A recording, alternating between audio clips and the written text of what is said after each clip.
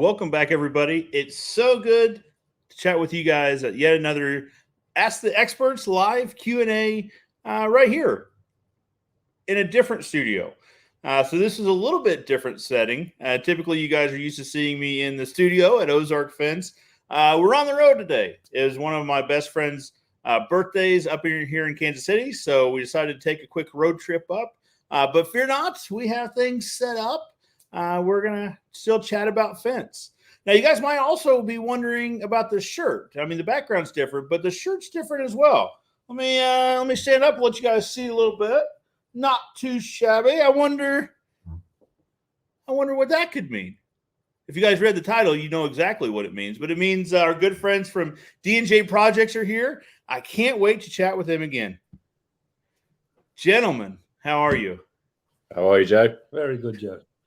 I appreciate you guys making time. I know you guys are incredibly busy.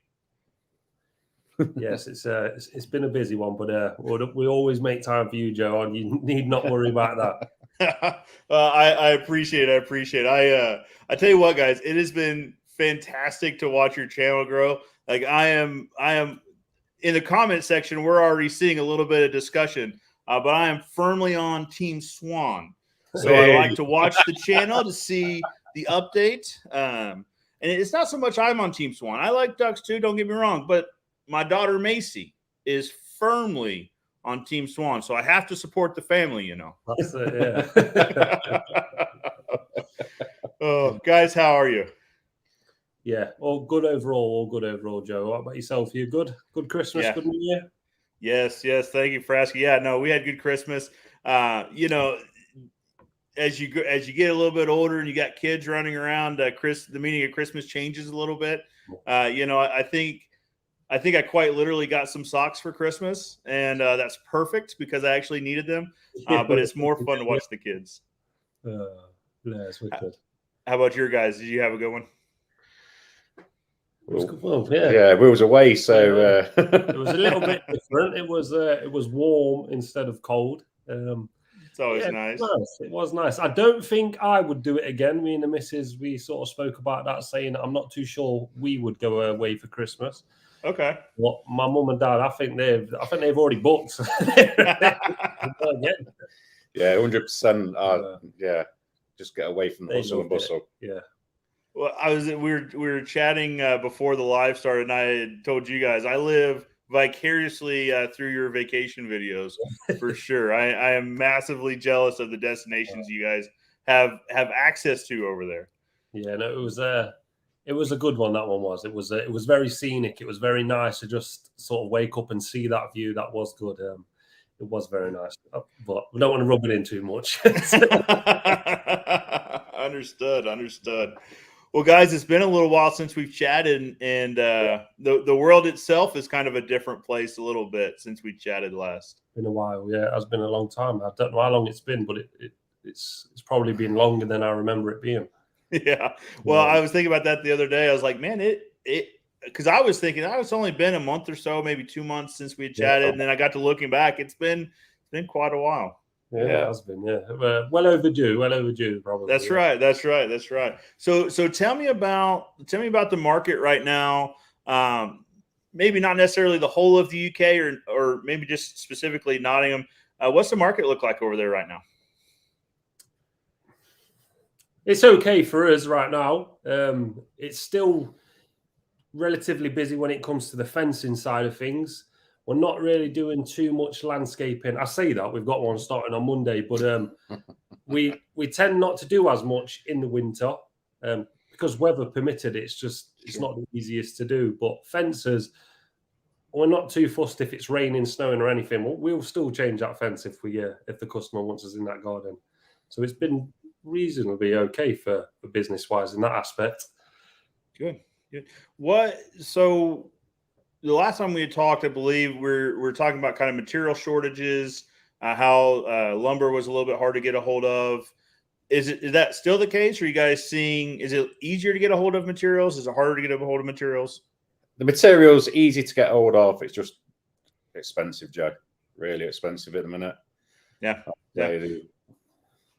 we're in much that same boat. We can we'll call them pickets. We can get the wood pickets pretty easily, but you will pay for them. You will pay for the good ones for sure. Are you guys seeing anything like that on the concrete side? I know you guys do a lot of concrete post and board as well. Are you guys seeing those same pricing concerns over on the concrete side? Everything's gone up. They told us everything's gone up. I mean, I think the aggregates are going up 5 or 10%. We've been told cement's going up 10%. So, and steel, it's just gone up and not even bothering coming down. Everything's going up, but cement's been a surprise. Cement has that surprised us a little bit. Yeah. Well, so we don't mix our own. We buy bagged cement or bagged concrete, but it's much the same that the price of that final product has gone up pretty significantly. Which, to your point, you wouldn't think of, right? You wouldn't think of concrete as being, affected by all this, but everything has. Yeah. It seems like. When I'm talking to friends in other trades, whether it's roofing or plumbing or electrical, everyone is kind of in the same boat. And it's one of the things I wanted to talk about today is that as we're talking to even other fence guys in other parts of the world, we're all kind of playing the same game, right? That you can get materials, but they're more expensive, that sort of thing. Yeah, pretty much the same. Now, it also affected some equipment delivery on your guys' end. It took a little while to get that equipment in. Yes. We're having a nightmare with equipment now anyway, with the auger. Yeah. But, you'll have to watch that video for that. I will. I'll be watching tomorrow for tomorrow's update for sure. Yeah. Crazy. But there was a lot of delays with it. Yeah. With just equipment and tools in general. But thankfully, everything that we did need is here now. Yeah. Yeah. Good. So you guys went through a fuel shortage not so long ago too. Is that right? Yeah. Yeah. That was crazy, to be fair. It probably, I don't know how long it lasted. It was probably a good month at least. But I think that was more scaremongering as well from the people at the top, and especially the news outlets and the media. As soon as that goes into the paper or onto social media, people just get worried and they start queuing outside of the petrol station. So you've got no choice but to join them, especially if you need that fuel for the job. Yeah. Well, that's the thing is you guys legitimately needed it to get work done. Yeah, there's a lot of panic buying. Yeah. Obviously, everyone's got their own reasons for buying the stuff when they did. Sure. But So obviously, we'll never know everyone's reason if they genuinely needed it. But it did seem like a lot of people, especially when obviously you get to the fuel tank, you've waited, you're putting a full tank of fuel in because you need it for business, right? And you get to the fuel tank and you can see that the price of the fuel they've paid is like £7. So like, I don't know, say $10. And you think, did you really need that? Yeah. Like back here for an hour for I don't know, a few litres worth of fuel, and you think, surely you didn't need that. Yeah, you paid more in your time than you did for the fuel. Yeah. So it's like, we'll never know, but that was a crazy time for us. That was crazy. Now, so is most of your equipment gasoline or so? And I'll show my ignorance here. So in the United States, our equipment runs on either gasoline or diesel. Yeah. Is petrol what we would call gasoline, or is it diesel? Yeah, petrol is gasoline. Yeah. Okay. And diesel's diesel? Yeah. Okay. Yeah. We have red diesel as well, don't we? So. Yeah, red diesel for like a lot of farm use. Yeah, but also like we can use it at the minute, but I think they're doing away with it this year, so we'll all have to use white diesel apart from the farmers. So now the difference between red and white diesel is that tax. Yeah, it's your tax. Yeah, same here. So red diesel's off-road, so farm use, agriculture, that sort of thing. But it's not taxed. So which is why it's red. So they'll dye your fuel tank, so they'll Yeah. know if you've been using it or not. They've been fiddling it, but so yeah, it's can't go in the trucks. So your diesel trucks, they have the exhaust fluid systems, the diesel exhaust fluid systems. AdBlue, you call it DEF, don't Yeah. you? Yeah, yeah.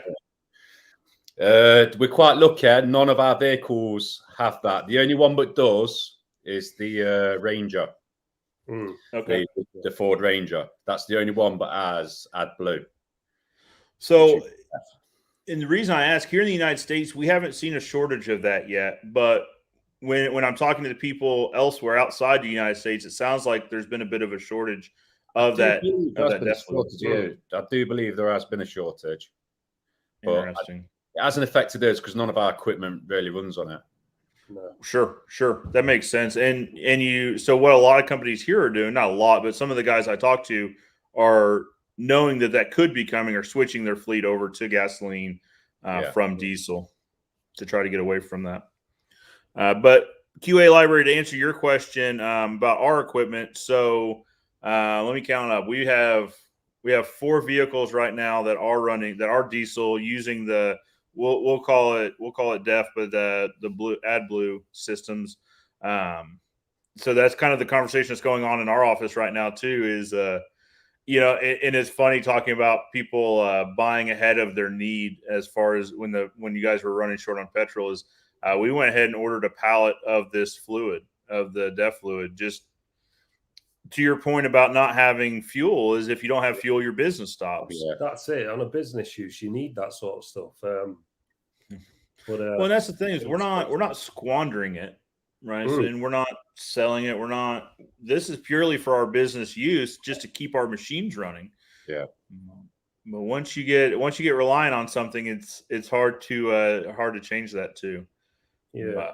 Maybe a fuel tanker or a fuel tub, like like we've got the containers for the water and stuff like that, and the red diesel. Yeah. Maybe that's a future sort of purchase of IBC. Just having our own sort of fuel supply rather than having to rely on that. Hopefully, the fuel thing never happens again, because that was a crazy time. But maybe it's worth looking. I think we're going to move on to that anyway, because if they do away with the red diesel and we won't be able to use the red diesel, I think we're going to stock the white diesel for, like I say, everything runs on it. The forklift, Little Red, obviously both forklifts. Yeah, the diggers, they all run on it. So so if you're to run out of that, the business stops. Yeah, for sure. So let me ask you guys you guys also do manufacturing as in addition to the service side, both in making the panels and the concrete post. Have you guys seen any difference in say the percentage of service versus manufacturing you guys did over the last year? Well, manufacturing's definitely slowed down, hasn't it? Yeah, that's slowed down. But that has happened as well. Going on to what you'll see in Sunday and Wednesday's video, there's a reason why it did slow down. Okay. And there's a reason why it's going to be slowing down a bit longer, unexpectedly. But so it has slowed down in that aspect, but it normally does slow down manufacturing wise for us this time of year. I think my dad's mentioned it before. That's why in the summer months, that say spring to summer, the lads in the concrete side and Jamie in the wood side, to be fair, absolutely smash out the production and get all of the product there, so that when the winter does come and we know we have to slow down, there's still product sitting there. So we're not. So if people want to buy it, they can still buy it, rather than wondering, bloody hell, it's real slowed down for us. We're on probably less staff than the summertime because we have peak and high seasons. But at least they smash it out in the summer for us, so that there's still stuff there, basically. Yeah, and I think I saw in one of the videos a while ago, you guys were talking about that you tend to stock up in the wintertime, or you tend to build ahead, if you will. Yeah, it's always good because it's never as high demand in the winter as it is in the summer, because like we've mentioned before, people want the gardens doing when they're sitting out in the garden or when they're thinking about sitting out for those barbecues. No one's really sitting outside in this weather, so no one's asking for that demand. So it does give the lads, even though they're not making as much and as often, it still stockpiles over time because not as many people are buying it. Well, and especially on the concrete side, you know, the concrete posts aren't going to go bad, right? So you could probably manufacture ahead a little bit on those. Guys, let's run through the chat really quickly. So I haven't read through the chat, but I have a feeling one of the questions we're going to find in the chat is, where has Stevie been? It's possible. It's possible. And the short and sweet answer for everyone interested. Now, make sure you're listening. Right. Where has Stevie been? Time will tell. Be patient. Yeah, just be patient and we will tell you. You'll all find out, honestly. Everyone will find out. It's nothing bad. No. It's just we're waiting. And we're not building up suspense for it. We just genuinely have to wait. Yeah. And it's not like out of choice, really. It's it has to wait. It just is what it is. Yeah. We'll have to be patient. That's it. Okay, very good. All right, so let's get through and say hi to some folks. Hassa says, I hope the show is not too shabby. Yes. I also hope that. All right. Skidmark says he's Team Ducks. Team Ducks. See, this is right here. Team Ducks. Look, right there. Now, Harry's over on Dave's side on the Swans. Swans. Oh, man. Jim says, can't wait for this, love. Dave and Steve. Okay. Yeah. Some people have been mentioning it. It would never be that, but it's we get what it means. Yeah. So, guys, I'll share a funny story. I had shared a funny story with you guys as it happened, but so this is actually after the last time we had met. My daughter Macy was with me, and we went out to lunch after that. And she said, D&J, is the J silent? What do you mean is the J silent? She said, well, it's Dave and Stevie, so is Stevie spelled with a silent J? Whoa. I forget the example she used, but it's like basically like knife. You don't see the K in knife, so maybe it's actually not that she's even thought about that. So fair play. I like that. I like the thinking. She asked this at a restaurant, and kind of everyone around our table was just dying with laughter. But no, I had to explain to Macy that the J was not silent. Here's someone that's been on our channel for a little while. Project Metal Music. Hey, guys from the UK. Waiting for this not too shabby stream. Welcome. Will Dave and Stevie White be joining you, Joe? Yes, they will. Stevie boy. Yeah. We like Stevie boy. Yeah, we do. Well, and then Stevie's here from Dublin. Very good. Kevin is Team Duck. Team Duck, yes, all day. Project Metal is Team Swan. Kevin, there is no verses. We're not verses here. Like, this is a Finns fam. Okay, we're all one family here. and I would not fare well. I will tell you that right now. I would not fare well. I've seen the videos. I would not fare well against these guys. 24/7 is Team Duck. Dylan says D&J done my patio.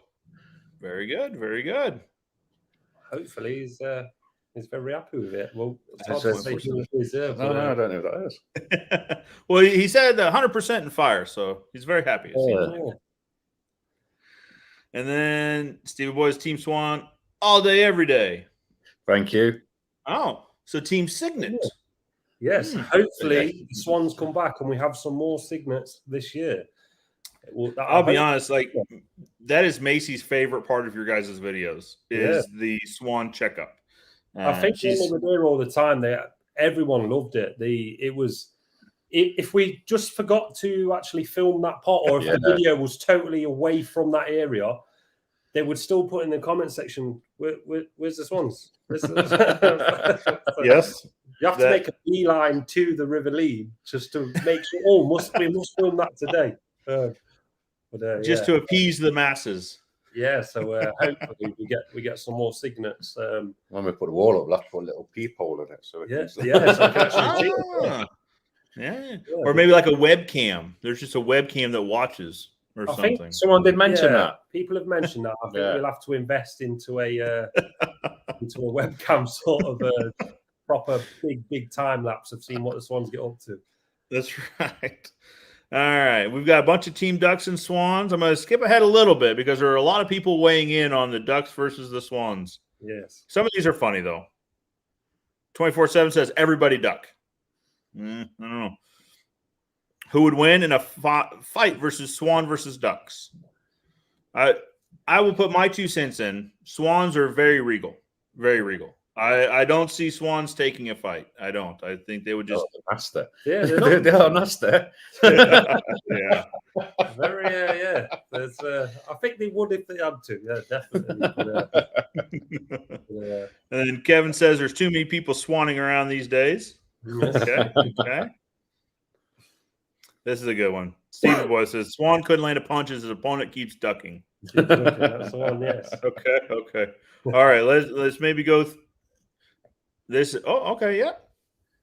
I love the shirt as well. So I saw the video the day the merchandise video dropped. I saw now in the US, like we're 6 hours behind, 6 hours behind. So I caught it a little bit late, but I jumped on the website. It's like that's coming with me. Yeah, no, wicked. We do appreciate that, Joe. Yeah, we do. And then so it got delivered in the front office, opened it up. They said they put it in the chat. They said, did someone order a shirt that says not too shabby? That's mine. I'll be right up for it. And I agree, the color, just right. Just right. It fits perfect for you, mate. Yeah, it fits in well with that. And then Stevie Boy says, evening. Okay, evening. Ideal Fence. What is up, Fence fam? Hope everyone's doing well. And here is to the year ahead. Definitely. That's right. Hopefully they all have a good year. Yeah. Alan Moffat says, put in my first concrete post and gravel board fence at the end of last year. My question is, how are you guys not dead yet? So at the end of some of the days, you feel dead. You feel quite literally dead. But because it's your first one, if you were to do more, honestly, it gets easier. It gets easier. Well, and you would probably learn how to work a little bit more. I don't know. I don't want to say work more efficiently, but you would know how to handle the materials a little bit better, probably too. Yeah, no, but wicked. Well done for doing that. Yeah, for having a go. Yeah, if you could send us pictures on Instagram, just so we can have a look, that'd be great. I appreciate that if you can. Yeah, absolutely. We like seeing that sort of stuff. Look who popped in. D&J Projects says, "Hey guys." Yeah. Hello. 24/7 says, Michael, South London. You guys use a lot of postcrete on jobs. Can't beat good old-fashioned ballast and cement mix. Bigger stones, greater strength. Joe, what's your favorite material? Ooh. So let me ask you guys just to clarify so I understand. So postcrete would be talking about the bagged concrete. Is that right? Yeah. So the 20 and then ballast cement would be like a hand-mixed version. So we're on the postcrete side. All of our concrete, I'm trying to think, the majority of our concrete is post-mix. Occasionally we'll bring in a ready mix truck, so a concrete truck if it's a larger job or if it just takes a lot of concrete. That seems to be more efficient. Now, when I was a kid working for my dad, we mixed a lot of concrete by hand. Yeah. So it was on the back of a truck and shoveling it into the mixer, and it was a mess. It was absolutely a mess. We'd spend half an hour, 45 minutes cleaning up all the mess. I don't think it's cost effective, and I don't think it's time efficient spent well when you could have a rapid set bag in 5 minutes and you know it's solid, and you don't need a third man mixing up for you whilst you other guys are doing something else. For me, obviously you see what my dad thinks on that. I've done both, and I just think it's more labor intensive mixing up. You've got to take a great amount of stuff with you, and it's rapid set. You walk away, you knowing that job's done, and then posts aren't going anywhere. You're doing it with ballast and cement. It's 24 hours, and if someone touches it or the wind touches it, it's going to knock that post over. We would like to leave them posts straight as an arrow, and we like to know that job's done. Yeah. Do you guys ever have the customer that comes out after it's set and wants to shake the post to make sure they're solid? Yeah. Or to lean against it and talk to you. Please.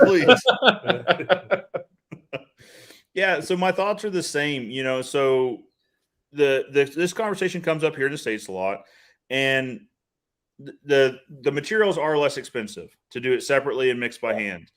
But to your guys' point, when you add the third man on the truck mixing the concrete, now all of a sudden your cost goes through the roof because you have to pay that labor as well. Yeah. And the labor burden, the taxes and benefits and all that.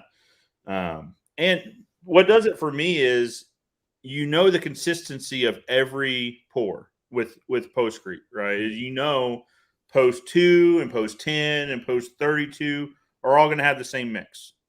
Exactly. So that's, you never worry about a weak post. No, that's it. And just time for me is just a massive thing for me. Just right. I know if I've got a 10 bay job, I know I'm taking between, say, 10 and 15 bags of post fix. I'm straight on the van and we're gone, rather than thinking I need to get in Little Red, or Jordan needs to get in Little Red. He needs to load up the wagon. Probably need to take 2 wagons now because I ain't got no room for the materials and the ballast and stuff and the cement. So it swings and roundabouts, but for me, there's so many more positives than for taking the post fix, and it's just not cost effective and time effective for me. No, everyone's different. I mean, well, and that's right. So right now, on a lot of the Facebook fence groups here in the States, the conversation is wet set versus dry set.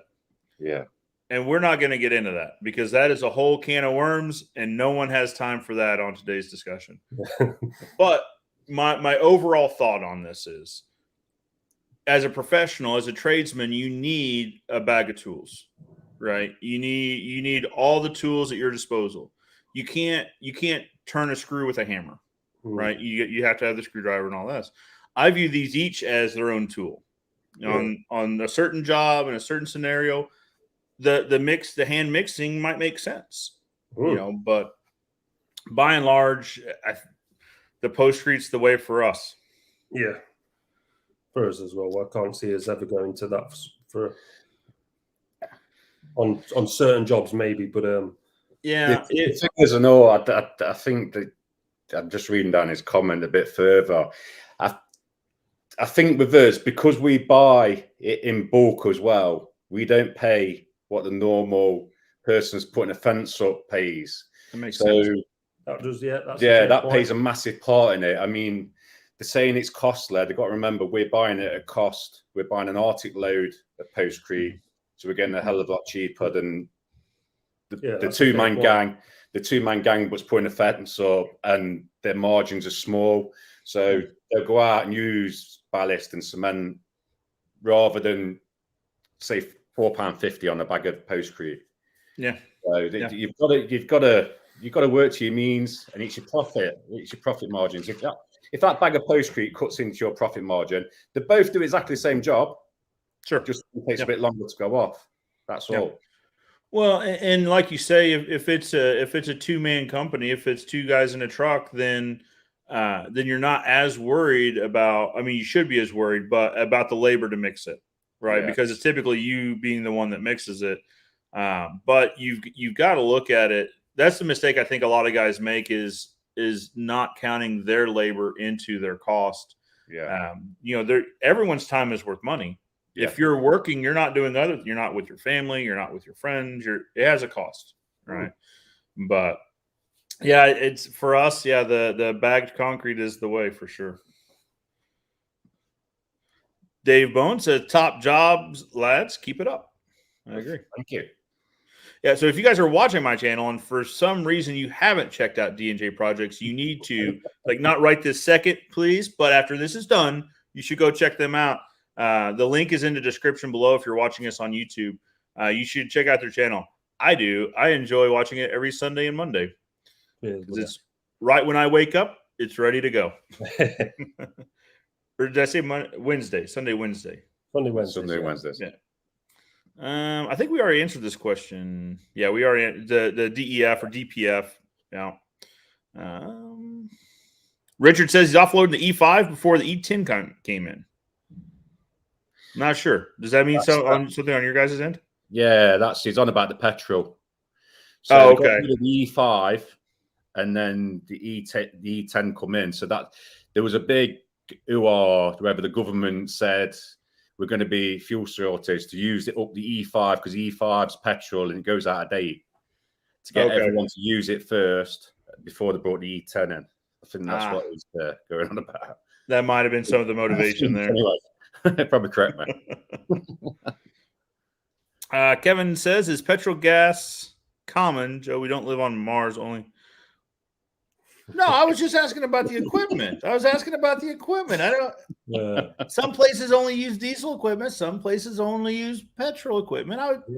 I understand you're not on Mars. I understand that. And battery-powered equipment now. Yeah, it's going to start to be battery. Battery-powered is... What's that? I'm sorry. Battery-powered. So your electric tools, that's coming in quite a lot now. And when we've been to like the, say, Seddon's like tool manufacturing places, a lot of their front row stuff that they're trying to sell now is all battery-powered. Obviously, because everyone wants us to go to the greener side of things. But I don't know. Here's my thought. One guy's opinion about the batteries being green. At least here in the States, you have to wonder, where's the power coming that goes in the batteries? Initially, right? How are we manufacturing that energy? At least here in the States, it's not the greenest process. It's But so when you say battery electric tools, you mean like the equipment, like the not necessarily hand tools, but larger equipment being battery powered? Yeah. So say for a gardener, for example, say a lawnmower rather than a petrol lawnmower, now they go into a battery powered and a strimmer and a hedge cutter. Interesting. And I've used them before, but they didn't last long enough and they wasn't as powerful. But then we got some newer ones when I was using them, and they were decent. I can't lie, they were pretty good. The only thing that was a little bit awkward, they're not always with a battery that attaches to the machine. Sometimes it's like you have to put like a backpack on, and you look a bit like a Ghostbuster. But it's like quite weighty on your back, so it's a little bit different. But I think it's interesting to hear that that's where things are going, though. Version 1 of something is always big and clunky, but by the time you revise it a few times, it starts becoming really usable. That's it. Yeah. Good to know. So, Kevin says, stay away from AdBlue. Buy pre-2016 diesels. Good to know. Get a pump in the yard. So Kevin's weighing in on keeping the fuel there on the yard. Yeah, we're looking into it. Definitely, it's something in the future. That would make sense. Kasirk, you're here in the United States over on the East Coast, says Happy New Year's, guys. Well, Happy New Year's as well. Yeah, hope it was a good one. Kevin says, I can get you red diesel. I know a guy that knows the guy that knows the guy. I know the guy, but knows the guy.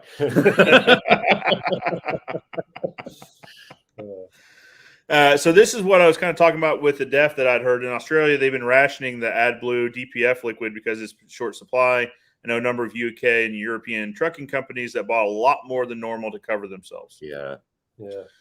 So here at the moment in the United States, it's not in shortage. I had heard these reports. Actually, I think I'd heard it about Australia. I was talking to a guy that does contracting over in Australia, and he was kind of moaning about it a little bit. And so I went down to the auto store to see, and they had racks of it. So I said, can I buy a pallet of that? Or do you sell those by the pallet? He said, well, sure, but why? Don't worry about it. I'll just take a pallet of it. Thank you. Just put it in the shop. It'll be nice and safe. Okay, so Kevin it's the raw materials that go into AdBlue that's in short supply. Good to know. Jay says they have a 1,000-liter oil tank for our home central heating, maybe sometimes similar for your diesel emergency supply when you're aware of a shortage. A 1,000-liter tank is I don't think that'd be big enough for us. No. You'd have to it's definitely possible. You just have to stay on top of treating it, I would think. Make sure moisture stays out, that sort of thing. The fuel stations have a bit of an advantage just because they sell so much of it on a daily basis. It's gone, ain't it? Yeah. Yeah, they don't need to worry about treating as much. I'm sure they do treat it, don't get me wrong. But if you're storing it on the yard, that's one of the things I would want to think about is, how often do we need to test it and treat it, that sort of thing. It's definitely doable, but you wouldn't want to pump it into your equipment, have your equipment seize up. Oh, sure enough, here it is, guys. Where did Dave and Stevie disappear into last year? We will find out shortly. Yeah. You might be disappointed with with when you find out. You might think it's this big thing. It might not be. I think everyone's making it more than what it is. Everybody thinks you went to the moon. You're an astronaut now. Yeah. Maybe I have been on Mars and I am away from there. A lot of these are the same question.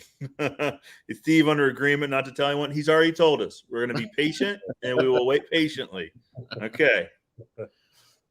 Let's see. Oh, interesting question. Who's the better fencer, dad or son? Is this the same guy? The same guy, yeah. Oh, are you familiar with Kevin? We'll answer that question. You'll have to pop back on Wednesday. Yes. Because we've answered that question in Wednesday's video. If it was you, Kevin, that asked the question on Instagram, it's been answered. But Wednesday's video. Catch back up. We will tune in and see. So this is an interesting question. Stitch asks, hey, I'd love to hear your opinion on company name changes. My current name is value-oriented, and I ended up with a lot of tire kickers. I'm not primarily in fencing, but a lot of it would be universal. So name changes are always tricky. Yeah. Because you have people accustomed to this name. Yeah. How established is he? Is it an early company? Is it the company a lot older now? All things to remember and think about, because maybe a customer you had 10 years ago now needs a new fence, but maybe they can't find you because they can't find the name. So yeah, that's right. Now, a quick aside: do you guys put fence tags or name tags on the fences saying D&J Projects? I used to do it all the time, but not so much now. No. We have thought about doing it again though, especially because, like we said before, obviously a lot of tradesmen use us for panels and concrete. Maybe not the concrete, because that might be a little bit more difficult, but maybe like a little bronze tag, gold little tag on the panel to say where it's come from. Wouldn't take long to do to get them onto the panels. No. So maybe we could look into that. But I know my dad used to do it, but he didn't used to do it like that. He used to do it. Yeah, it used to be a plaque like that. A nice. Just with the details. This was installed by D&J Projects. Yeah. Right. And that's common over here, that pretty much everyone would put those on the fence so everyone knows who installed the fence. So Stitch, the reason I brought that up, Stitch, is you also have to consider, is this name on a lot of those fence signs or placards? If so, that affects it. Yeah. Right. They could have been on there for 10, 15 years. That's and right. You might change your name, and obviously they might not. And maybe with a good SEO where if you change it to a different name anyway, but if you've got decent SEO where your search optimization is up to scratch, it will go to you anyway. But like with that on YouTube anyway, Joe. But so maybe that would help. That will be something to look into if you were to do that. But maybe not changing it too drastically, where it's you're still going for the same thing, but maybe a little bit different. Very tricky, I'd say. Yeah. So. And what I'm thinking is the way a lot of bigger companies will do it is they'll say, the new name and old name company. Right. Yeah. So they'll say, if we were wanting to change Ozark Fence to Acme Fence or something, we would say Acme Fence and Ozark Fence Company. Yeah. For a period of years. Yeah. To get people used to hearing that, and then switch to Acme. That's always tricky, going from value oriented to more of a higher end product, for sure. But Stevie's question was right in the beginning. It depends on how long you've been around, how established that name is. All right. Son for sure, but dad is better in delivery. Okay. Like they said, we'll have to wait till Wednesday. Pereg says, enjoy every show. Keep up the good work. Watching in Galloway, Ireland. Or Galway. Very cool. Galway.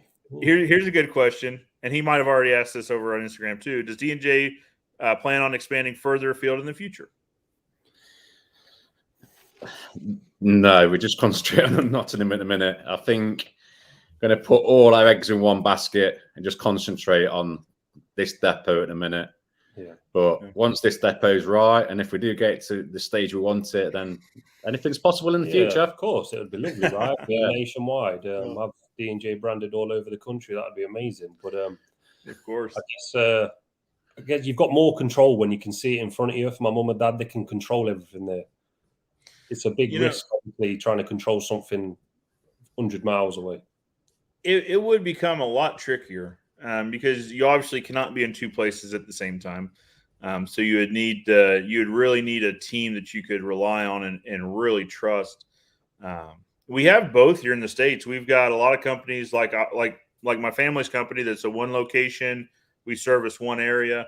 But then in other parts of the country, you'll have companies. There's a company over on the East Coast of the United States. They're in, I think, 4 or 5 different states. They've got 14 offices. I mean, it's a massive operation. I mean, I think both are right? Yeah, so I think it depends on the person, really. One thing we had talked about, guys, before coming on live was land. Why, land being expensive and being hard to come by, which also kind of plays into this question. Even if you were so inclined to try to expand outside of Nottingham, the chances of finding a good spot are probably slim to none. Yeah, probably. Yeah, can't even find anywhere in Nottingham, so never mind elsewhere. So we're without giving too much away. So we're kind of in a similar boat as we're looking for additional space here in Southwest Missouri, and few and far between. And the ones that are available are priced accordingly. They are incredibly expensive. Yeah. And it's, you either need, 2,000, they either have 2,000 square foot available, which is too small for what we need, or they have 25,000 square feet available, which is massively huge. But it's kind of like that a little bit everywhere, it sounds like. Yeah, same here. Everything's costs an arm and a leg. And it didn't used to, but it does now. So that's how we just got to deal with it right now, I guess. You play with the cards you're dealt. You play the hand you're dealt. You make the best of what you can. So this comment is Team Fence. We're all on the same team. That's right. Yeah. This is talking about, this comment I think was talking about the webcam. Have you looked at putting a webcam up? For the Swans, I'm assuming, right? For the Swan, I think that's exactly, yeah. I think maybe people have mentioned it before, so maybe if they make a return, hopefully they do make a return to that same spot. If they do, we'll sort something out. Yeah. We'll sort something out because we always miss them when they're there, so we'll sort something. Absolutely. My daughter constantly wants to know the Swan update for sure. Cable Smith says, "Yo, what's happening, lads?" How you doing, mate? You're right. Uh-oh. Cable Smith wants to know, is there a reason Dave chose Team Swan? It's Queen's bird, so obviously it's top boss. Top boss. It's royalty. It's royalty. So yeah. Stevie can have the scruffy duck. Sandy says, hello from Colorado. Really wish we had gravel boards here. What's interesting is there is a company in the United States that is making the concrete post and gravel boards. They had reached out for a video a few weeks ago. We're still working out the logistics on that. But Sandy, just so you know, it is a thing. It is a thing. Yes, it's a thing. Maybe not in your part of Colorado. That's going to be the tricky part, is if it's available in your part of the country. But oh. Tom says, evening, lads. Looking forward to videos in 2022. Yeah, same. We're going to try and make them bigger and better than ever. Going to try anyway. That is the key word. Yeah. you know, you can really tell like how much you guys enjoy the channel and how much you guys enjoy making the videos because it comes out. It comes out for sure. We genuinely do. Like, this was Yeah. always a hobby and a bit of fun for us. Never intended for get big or anything like that. And then obviously it took off a little bit. So the passion's still there. Like, we still love making the videos and putting them together for people. And it's just an absolute bonus that so many people still watch them and enjoy them, because obviously that's always a nice thing. So we do appreciate every single one of them watching the videos. If it's for 5 seconds, 5 minutes, 50 minutes, we honestly do appreciate it. Absolutely. Well, and that's what I tell guys when we're talking about marketing and advertising, video specifically. I really love doing videos. I think they're incredibly helpful, but you have to enjoy it. Yeah, otherwise it's a chore and it turns into an official job for you to do that, and that's when it's just no fun. And you don't want to do something that you don't enjoy, right? You won't put all of your effort into it. So if you really enjoy it, like what we do with the filming, even myself when I'm editing the videos, I enjoy that process. I'm no professional when it comes to it in that sense. Obviously, I'll try new things and stuff, but for the filming and editing, me and my dad really enjoy it. And obviously I made a video just recently about like the recap. Let's recap the year. So when I was putting that together, I could see how much my dad's changed to enjoy it even more so when he's filming, because you don't, at the time of it, when we was both making the original videos, you don't realize how robotic you look in the videos. Like, it's so obvious that it looks like you're reading a script. But now, fast forward to the end of the year, it's just free flowing. There's no thought process in it, in the sense of what should I say. It's let's just talk to the family behind the camera, because that's how we see them with part of the G&J team and the family now. So it's a lot more comfortable, especially for us both, and that's why we enjoy it a bit more, I think. Absolutely. Well, and I'll tell you, on our side of the screen, on my side of the screen, it shows that you guys really do enjoy it, which also contributes to the success. Yeah, I guess. Yeah, that's it. Let's see. A lot of these are still the same kind of comments here. So this is an interesting question. So when digging a hole for post, is a square hole of concrete stronger than a round hole, or is there no difference? Might be a daft question. What do you guys think? First thing, there's no daft question, because a question asked is always a bonus. So there is no daft questions. I'd say, I bet there's a science to it, but I'd say the circular hole, because it hasn't got corners to break, is the stronger hole. But I don't think it really matters that much. But I bet there is a scientific. I know ship windows, the reason why they're circular is because they used to break, didn't they? Because they were square. Because they got rid of the corners to make it a stronger shape. Yeah. So I'd say the circular holes are stronger. Must be something to do with vibration as well. Something along that. There must be less vibration from a circular object than a square or a rectangle. Could be making that up in my head right now, so don't take that for anything factual. But that's what we're saying anyway, because our post holes are in circular dimensions. So we'll go with them. It would be incredibly difficult to dig a square hole, I would have to think. Yeah, unless you're using a squared off shovel or spade. I think that's the only way that you're going to be able to do that. But obviously, you'd just be creating more time and more work for that, really, when it's going to be strong enough with a circle. But again, no daft question, but we always go for like the oval egg shape sort of a hole. Well, and the square might make sense. So if you're looking from the top down, if you're worried about that hole rotating, maybe a square would be stronger. But in fence post, lots of different angles from it, isn't there? And I guess even when you're doing foundations to houses and stuff, they're in squares and rectangles, so they must be strong in that sense of it, and like skyscrapers and all that sort of stuff. But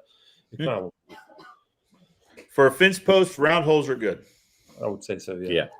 Oh, so this was a timely comment. Stevie, I teach filmmaking at uni. You're becoming a real accomplished video editor. How are you developing your editing skills? Also, do you need any help editing? Well, thank you anyway for saying that. I'm obviously doing okay. I do appreciate that. When it comes to developing the skills, I think more just watching other people, watching other YouTubers and seeing what they're doing. And if I really like something, I'll put that video to a side and I want to go back to it. Right, what did he do with that? Especially when it comes to transitions, going from one scene to another. That's the bit I do like. But I'm also limited as well because I'm only still using iMovie as my editing software. I've not gone to like the Adobe Pro or something like that, which I think eventually I will. But then that comes down to time and working all day and then trying to find time to edit the video, but also spend time with Charlie. I don't want to make it. I don't know. It's just hard. It's working right now. Yeah. So, well, that's right. But and that's the thing is it's working so well now. Does moving to the Premiere Pro and having to learn that, like that's the system we ultimately use now.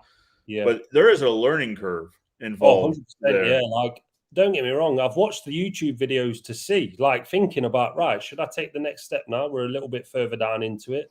Maybe do the next step. And then you start watching the first tutorial, the second tutorial, and then you start thinking, man, this is a lot of work in going into this, trying to remember all this. And I probably could do it because, again, passion into the video editing. I like doing it. But probably time would stop me from doing it. And who knows, like you said, do you need any help editing? I'm always happy for help and tips. So if you ever want to help out, if you want to tell me bits and bobs what I could do better, 100%, I like that sort of stuff. So if you do want to help us out, we're always learning. Yeah, 100%. Drop us an email, speak to us on Instagram. Let us know what you do to make it as good as you do. Let us see your work and give me a little bit of inspiration because I want to make it better for all you guys that are watching. I don't want it to be boring. I want it to be a visual experience as well as watching the story itself. Well, I think that's one thing you guys do really well. Speaking about the story, is telling the story of what your week looks like. Yeah. I mean, is it in the yard, or is it doing drops, or is it building panels? That's one thing you guys do really well is tell that story. Which it's fun to watch. Like I legitimately enjoy watching what your guys' process looks like. No, it's good that we do. Of course, like there's no script to it, but we know what we're going to be filming in advance. Of course. Well, you know what jobs are coming up, that sort of thing. Yeah, so we know how we're going to film the week. Dad will know when he's going to film, or I will finish something, or vice versa, Dad, and he will ring me and say, right, I'm going to pass it over to you. I'm going to bang it onto my chest. Let's do a chest transition, stuff like that. So obviously, because we want it to line up from when we switch, obviously, to Dad to me to Dad. So yeah, it's we do like because at the end of the day, we see it as we watch YouTube. We don't watch TV. I don't watch TV at home. My dad don't. Dad sits in this same seat here watching YouTube on that TV up there. So see at the aspect of right, would we watch this video? Would this be boring to us? When I'm editing it, because I'll edit the videos, get it all together, get it to where we think it's going to be ready for YouTube, send it over to my dad. My dad watches it because obviously if I miss something, he might catch it where we've left something in that we shouldn't leave in. So it works well in that sense. But then we've both watched the full video and thought, yeah, that's a good video. Or, God, that was boring. Why are we filming that? Like, that's just rubbish. Like, no one wants to see this. So I think it's good that we do watch that because the worst thing that we want to do is just release a video for the fun of it, right? Yeah. We're not bothered about that. We want it to be good for the viewers. And to the people that are watching this interview now and watching this show, let us know if the videos aren't up to scratch at certain points where you think this is a bit boring. Let's just crack on with something else. Just let us know because that's constructive. It's not being negative in the sense of this is rubbish. Look what you're doing. Let us know what could be better, and we'll always take that on board. Honestly, of course. No, I think you guys are doing great. I really do enjoy watching it. No, appreciate that, mate. So this is an interesting. We talked about this a little bit last time. Be good to see you guys working together in the U.S. and or the UK, doing a job together. I like that idea. I mean, obviously with protocols being what they are, it makes it a little bit difficult for me to get over. I would still like to come over there and us collaborate on something. Yeah, vice versa. There's no reason why when when everything opens up as it should do, even me and my dad, and we can, because I'm sure my mum don't need no excuse to be flying over to America because he's always banging on about that. Yeah, we like a good holiday, Joe. Come on over. Come on over for sure. No, I would. What you do. I'm really looking forward to coming to UK because, as we learned in one of my videos, you guys don't have snakes, or maybe there's no snakes, but very few snakes in the UK.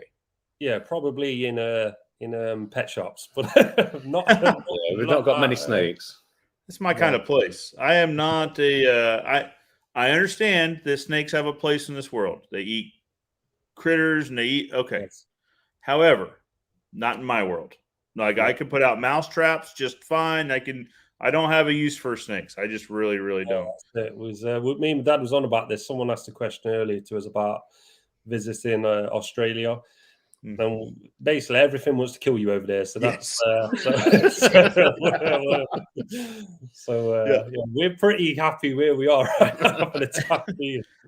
Well, we were talking earlier, I think it was before we went on, about how your guys' temperature really stays. Now, it can get cool and it can get warm, but you guys don't see the drastic changes in temperature either. You know, the super hot days or the really cold winters, anything like that. No. Obviously, it gets warm, it gets cold, but like we mentioned before, not to the extent of anywhere near 40 degrees or anywhere near -10. I can't even ever remember anything like that myself. But no, I think I had UK's hottest days, only 30 something. So in the history of the record book, so we've never ended like Nevada, Texas, and all that, and then Vegas and all that sort of stuff. But no, we're not getting anywhere near that. Yeah, it's another checkbox for the UK on that one. I'm a big fan of that. We had some really cold temperatures earlier this week and a bunch of snow. I'm over that. Like, I understand why people move to where it's nicer for sure. Yeah. So this is, I think, when we were talking about concrete, buying in bulk equals cheap down south, £7. I'm assuming it means £7 a bag of post fix. That is expensive. And that's, you know, so it's, to Dave's point earlier, if that's your reality, like if that's what your cost is, it probably does make more sense to mix by hand. Down south, in say London way, it's a lot more expensive down there anyway for us. And they're just only, overall, 100, 200 miles away from us, but it's a more expensive way of living down there for some reason. I don't know the exact figures, but if he's still on, I know that we pay £1 for milk here. I would love to know what it is down there. Is it £2? Is it £3? Or is it literally the same, but it's just material worth? Or is that it's more expensive overall? So it's hard to. It'll be nice to know that, because I genuinely don't know that. Is it? Well, and we're kind of in the same boat. So where I am in Southwest Missouri, our cost of living is very low. You know, it's the housing is in relation to housing elsewhere is fairly affordable. Just like to your point, the groceries are affordable. So we tend to have more manufacturing jobs in Southwest Missouri just because the cost of living is lower. Now you go to New York and everything costs 3 times what it does in Southwest Missouri. I've always wondered. So we're the end of a fuel pipeline, an oil pipeline, but our gas costs the same. And that's always kind of confused me. I say part of what your gas cost is shipping this across the country. Yeah. Well, it comes out over here in the backyard. So how are we not paying less for this? I've got some questions. Yeah. So I don't know if this is a touchy question. If it is, we can move. Has Brexit affected you? I'm in Ireland, and I know when buying anything from the UK is very costly. It has a little bit. Certain things, but not in our industry yet. Yeah.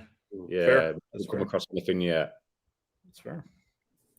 Heritage Fence says, what brand of fast set concrete do you use? Here in the States, there are $3 to $4 increase for fast set per bag. Do you have the same price increase? So talking about like rapid set versus the 24-hour set bagged concrete.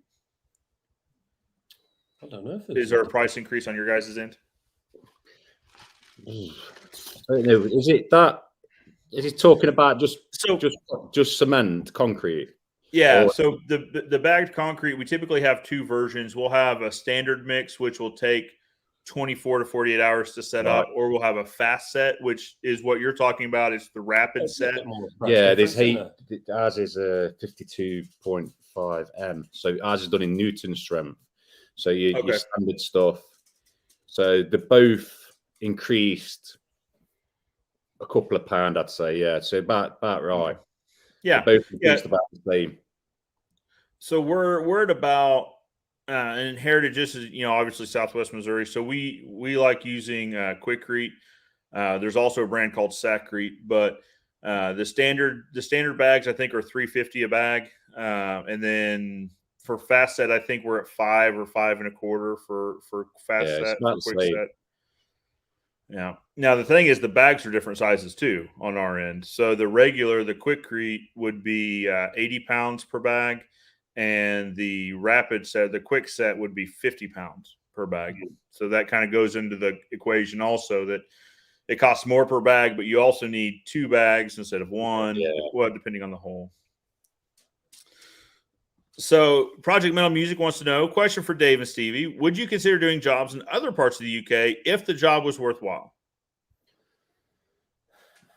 Someone asked us to do a job in Manchester way, but it's a little bit too far for us, really. But then we've done jobs in the surrounding area of Nottingham before. Say Derby. We've delivered to Leicester and stuff like that. But it's probably more of a Nottingham-based overall, really. By the time we've gone further afield, we've probably been easier to stop in Nottingham, and you're closer to home. If you do forget something, you're a few mile away instead of like 50 mile away. It would be nice to go a little bit further and do some other jobs in different cities. I genuinely would like that, because the thing with fencing that I like is that every job is different. Yeah, you're doing the same thing, but you're in a different garden, different scenario every time. So I do like that idea of going elsewhere. But like my dad says, if we forget the SDS drill, I can't just turn around and do a 10-minute drive. He would expect me to go to Toolstation or something like that, or ITS, next day deliverer, and get it delivered to me whilst I'm there. So yeah, there'll be no turning back for the drill. You're spending your wages buying that drill. That plug was very nicely done, Stevie. Very nicely done. So I guess that's a good question for you guys. How do you guys define your service radius? And I'll give you an example of us. So for Ozark Fence, we define our service area as a 30 to 45 minute drive. In roundabout terms. Sometimes we'll go further, but 30, 45 minutes is kind of where we're at. What would be a service area for you guys? Probably 30 minutes. Yeah, it's pretty close. Yeah, it's pretty close, 30 minutes. I think, say, when people ring the office, we've got Maureen in the office, or my mum who will pick up the phone, and one of the first things that they'll do, if it's for, say, a quotation before we even think about going to do the job, is ask for the postcode. So we can put that into the maps, into the sat nav, and just do exactly what you've said there. Let's have a look. Right. Oh, it's only 40 minutes, a little bit further than normal, but it's not too far. I guess it's more about where do you draw the line, because 45 is only a little bit more than 40, and you went to 40, and 50 is a little bit more, but it's only a little bit. So, like, where do you we've got to stop. Well, and it's usually for us, it's usually job size. Right. Yeah. And so we charge for travel. So we'll say it's X miles from the shop. That equates to so many dollars in travel. And we'll build that into the quote. So that's usually the conversation is, can we come there? Probably. However, the cost to get our crew there would probably be more expensive than what the project is valued at. Yeah, it's not cost effective. We put it into the quotes. Yeah. If it is further afield, obviously, if it's a bigger job, then we might win that job. But they might find someone local to us or do it a hell of a lot cheaper. Yeah. Well, and you have to charge for all your costs. right? And traveling is a cost. We were talking about fuel, and then there's upkeep and replacement costs is something that should be built into these quotes too. You have to replace your equipment at some point. Mm-hmm. Well, Yeah, that is true. Not every customer like sees that from first picture, though. right. Most of them are great with it and they're fine, but obviously there will be customers that don't think about that. But obviously, sometimes if you have explained to them, it's not just that particular thing there that you're asking for. It's when you add up everything else, and obviously that's where the cost comes from. That's right. It's not just a man with a van who can probably do it a little bit cheaper. Obviously, it's an establishment it is what it is for a reason. Well, that's the thing. They should be able to. Their overhead is significantly less, and that's what we try to explain to folks here. Is that I'm sure their cost is less, and it should be. I mean, their overhead and carrying costs should be significantly less than ours. I mean, we have a fairly large, building that we have to pay on every single month. We have to pay the note on, so they should be. But it just comes down to cost. It comes down to what would it cost to come out. So Cable Smith says Big Red would cost you £60 a day to drive in Greater Manchester come March, robbing us blind. Yeah, that's the emissions zone, isn't it? At the minute, there's no talk of it in Nottingham. Fingers crossed. Yeah, otherwise there will be a new grab coming in real fast. Steve is getting his savings out. Yeah.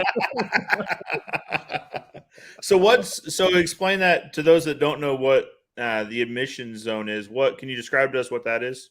It's like a green zone. Yeah. So there'll be I know in London especially, there's like electric vehicles only. We can only enter that zone.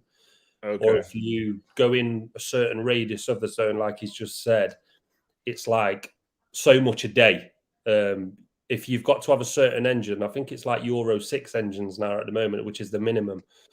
And then there'll be certain areas with Euro 4, Euro 5s where the charge will be a bit more. It's all on emissions to do with the fuel and obviously emissions coming from the engine exhaust. But that's basically because going back to that battery powered equipment, that's what they want everything green again, right? So that's what that charge comes from. They're trying to stop people with certain vehicles and certain engines going in certain areas. So stuff into that's it. They're doing something similar in California where you have to have a certain emission system, a certain standard or a certain level of emissions system or higher to operate a vehicle in the state. Yeah. So what you guys would call the Arctics, right?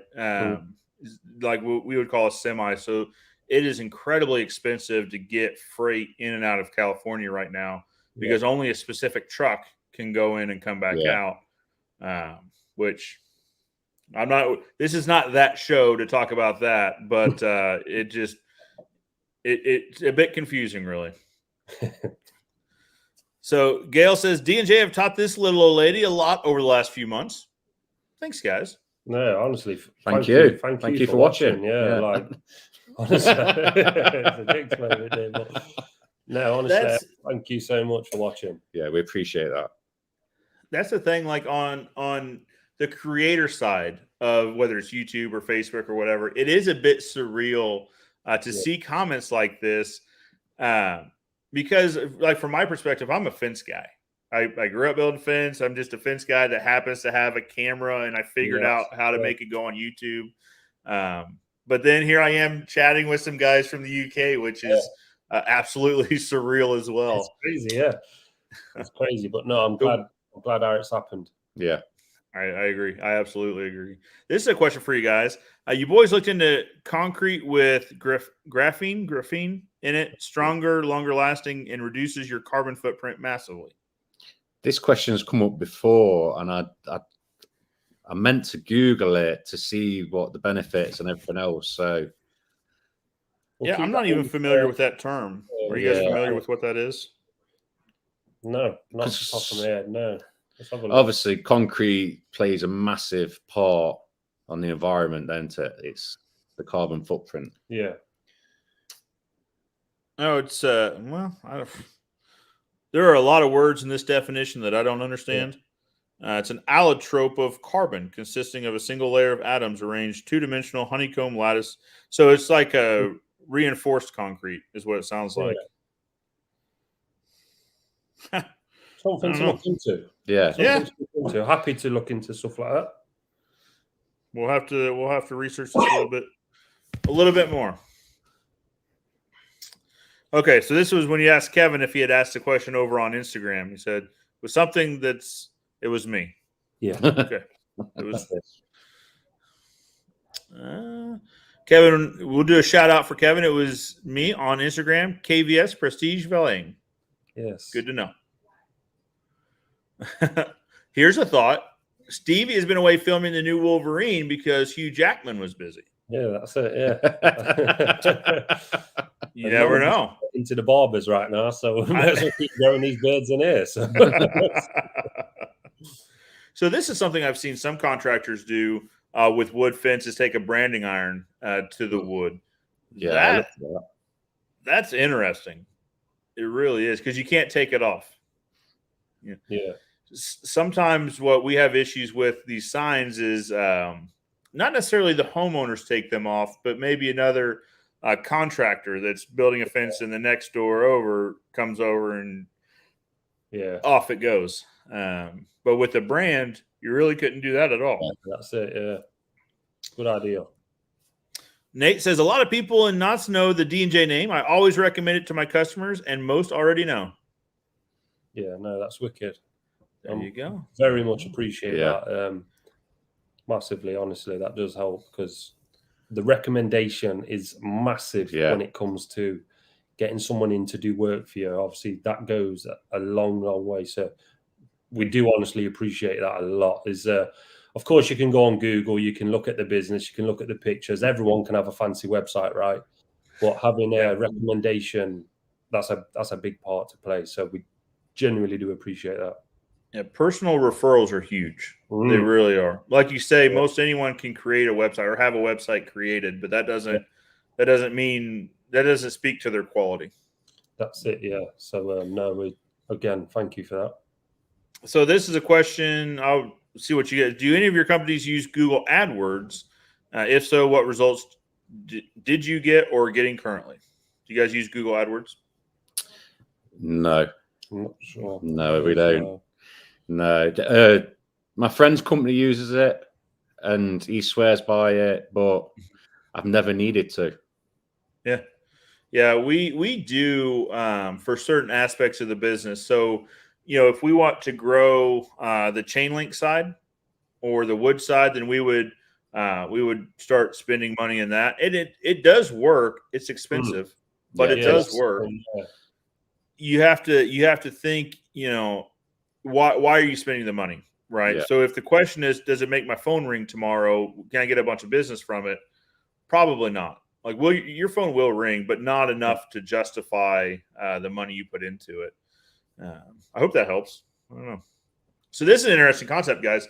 Could you get something made to print your name into the setting concrete?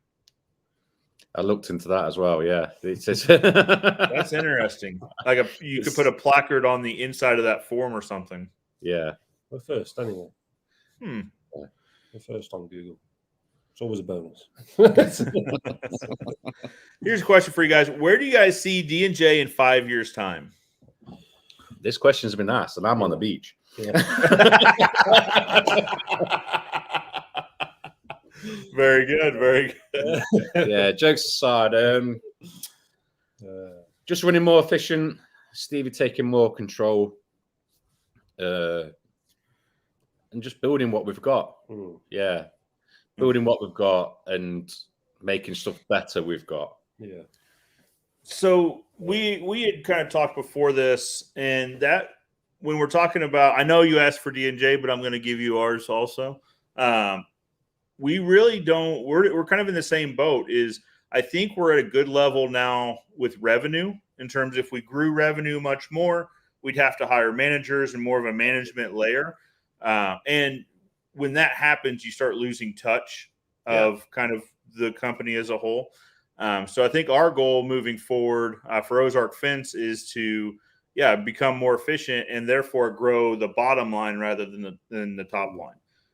How can we do the things we're doing more efficiently and more cost effectively? More importantly, Yeah, that's it. No, I think now's a good time to talk about this too, because about becoming more efficient. So right now, we're in a good economy in that, and this isn't a political statement. This is just saying that business is still coming in very well, right? Yeah. And so people continue to spend money.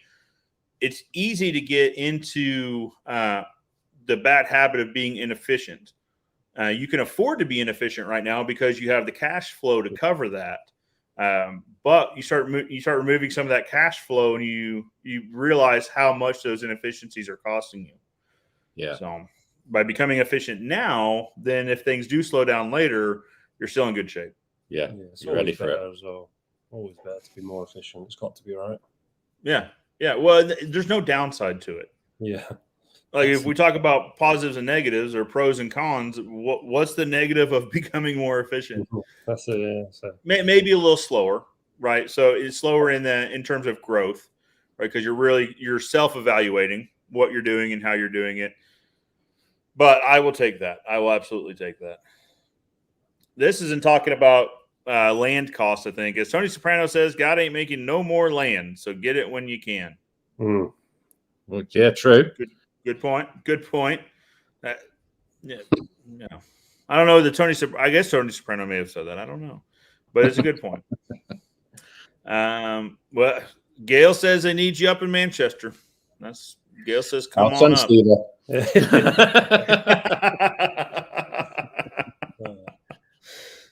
No, I would love to be able to do that. I'd love to be able to help out people because that'd be amazing. But it is a little harder. DH Garden Service says, I plan on using your company for panels and posts, and I'm from Sheffield. We appreciate that. Yeah, that's wicked. We do appreciate that. If you are planning, you'll not be disappointed. That's a guarantee. Yeah. So, guys, without getting into numbers and without getting very specific, what would you say the percentage is between your guys' installation services and your guys' manufacturing side, the sales versus the service? It's probably two separate entities, but in the same thing. Yeah. Okay. So, like, they're always happening on both, but so we'll do all the installs, of course, and we're out all year. But then again, the supplying is all year as well. So it would. Okay. I wouldn't say there's like we are mainly this or mainly that, and there's a 90 to 10% this. I think it's the same business, but two separate entities, but definitely forged together in the middle somewhere. Yeah, the reason I asked, so primarily we've been a service company since 1955. Now, in the last probably 10 years, my dad started selling retail to the public. Like you guys know, we have access to better quality materials than what you'd find at like your home improvement store. Yeah. So we sell that to the public.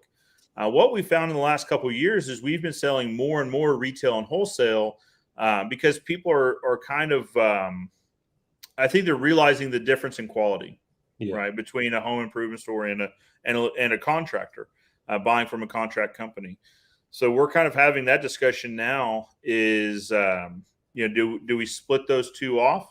And the reason why we're even considering that is there's some companies in our town that won't do business with us because we also install, right? So they feel as though they're doing business with their competitor, right? So part of the thought is we split off into a separate retail wholesale company that focuses only on that.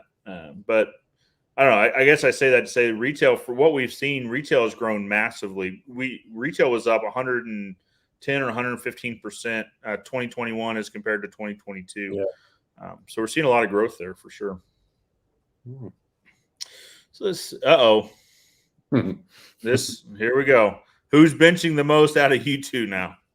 It's me because he hasn't started. Yeah, I've not started. but my dad had started at the end of last year, and I've seen the weights on the barbell. So I got Finn from the concrete side, and he said, "What?" I said to him, "Is this what you've been benching, you guys?" He said, "Oh no, that was your dad." and I jump straight on that bench, and you can guarantee that barbell went up and down without hitting it. So it will. Only the once. Yeah. Anyone took the once. My dad has got that natural strength in him, so it would be my dad. But just know, Stevie can also make that go up and down. Oh yeah, we'll have a future video. Let me get back into it first. So, Cablesmith really wants me to read this out loud. Oh, I've seen that. How much wood could a woodchuck chuck if a woodchuck could chuck wood? Very good. Very good. Is that a thing? Saying that? It's a saying, isn't it? It's tongue twister. Yeah, it's a tongue twister. Yeah. How much wood could a woodchuck chuck if a woodchuck could chuck wood? We used to say that a lot as kids. It was like a school thing. Better than we could. Considering most channels similar to D&J in the UK have teams of people editing and working. I set off Siri. Give me a second. All right. Editing and working behind the scenes, Stevie and Dave smash it out of the park with the level of quality of what they put out. Oh, we appreciate that. That's I absolutely agree. That's I think that's worth noting, guys, is that you guys have this incredible channel with incredible content, but yet you're also in the field 6 days out of the week. Yeah. Right. I think that makes it even more impressive that you're able to do both. That's it. And one thing that I like the fact as well that when we film, obviously everyone knows that we film Monday to Friday, and you will see that week on the Sunday. I like the fact that the people are up to date with us. Yeah. They see it as we've done it, basically. Nothing against anyone that films. Obviously, of course, we film today for Wednesdays, or we'd film a Saturday for a Wednesday in 2 weeks' time. So, of course, we know how YouTube works. You have to do that sometimes. Yeah. But we like the fact that, so if I'll film something on Instagram, we're on the job, but you'll see that full install only 2 days later. You've not got to wait a month to see that, and then you forgot about it. So I like the fact that we do film like that. It's a bit more work and a bit more. This has got to be done now. I've got to edit this video because it needs to be out in 8 hours' time. So a bit more pressure in that aspect. But I like the fact that we still do it ourselves. I'm happy that we still do it ourselves. Mm-hmm. There has been times where I especially thought, should we just see what an video editor could do for us? Would it free up some spare time? But at the same time, going back to earlier in the video and into this show, I've got the passion for it, so I still want to do it. Yeah. I like doing it. I actually like doing the editing probably as much as the filming. I like messing around with different transitions, different clips together, trying to do the clicky fingers to make stuff vanish and disappear. I like doing stuff like that. Again, still enjoying it, so we're going to stick to doing it ourselves for the time being. But who knows what the future holds, right? It's only so many hours in a day. Let me ask you a process question, Stevie. So are you editing several evenings during the week, or are you batching it all together and editing it at once? Yeah. So when we first started, before we got a laptop specifically for YouTube, so we would film all week, Monday to Friday, and then me and my missus would used to come to my mum and dad's on the Friday, sleep on the Friday and a Saturday. So that Saturday after work, or if we're not working, I'd grab my mum's work laptop, and it wasn't the best editing software at the time. So it was nothing. It wasn't an Apple MacBook or anything like that. So I wasn't using iMovie. I was just using a random thing off the internet. And me and my dad would literally sit here from, say, we'd start at 12 at lunchtime. And we probably might not go to bed till 2 a.m. because we would sit at this table, and that is God's honest truth, would sit at this table editing all day to try and get that video out for the guys on the Sunday. It's not like that now. Now it's right, invest into it, get a laptop, get the fastest one we can, get everything working right. And now it's Dad went and upgraded his phone, got his phone, so it was not just me filming, so we wouldn't have to be together all the time. So he got a new iPhone. Dad will film, I'll film. I'll see him at the end of the day. He'll airdrop me his clips. So I've got his clips now, so I ain't got to run around trying to get his clips on the laptop. I'll go home, and as soon as I get home, that first hour was my it's like my dedicated hour for editing. Now I will edit that part of the video, today's part of the video, in that hour. So it's every day, Monday to Friday, sometimes on the Saturday, just to try and stay ahead of it, because I didn't like doing it. As that's going back to the passion. There weren't no passion at midnight, 1 o'clock in the morning. You weren't enjoying it then. You'd finish it, and then we'd have to watch through and oh God. Yeah.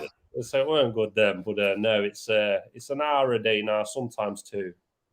Good. But, So we're on our channel. So we're an hour and a half into this. So we're probably got the dedicated folks still watching us here. Yeah, no, good thing. Got nearly 90 people, so we love that.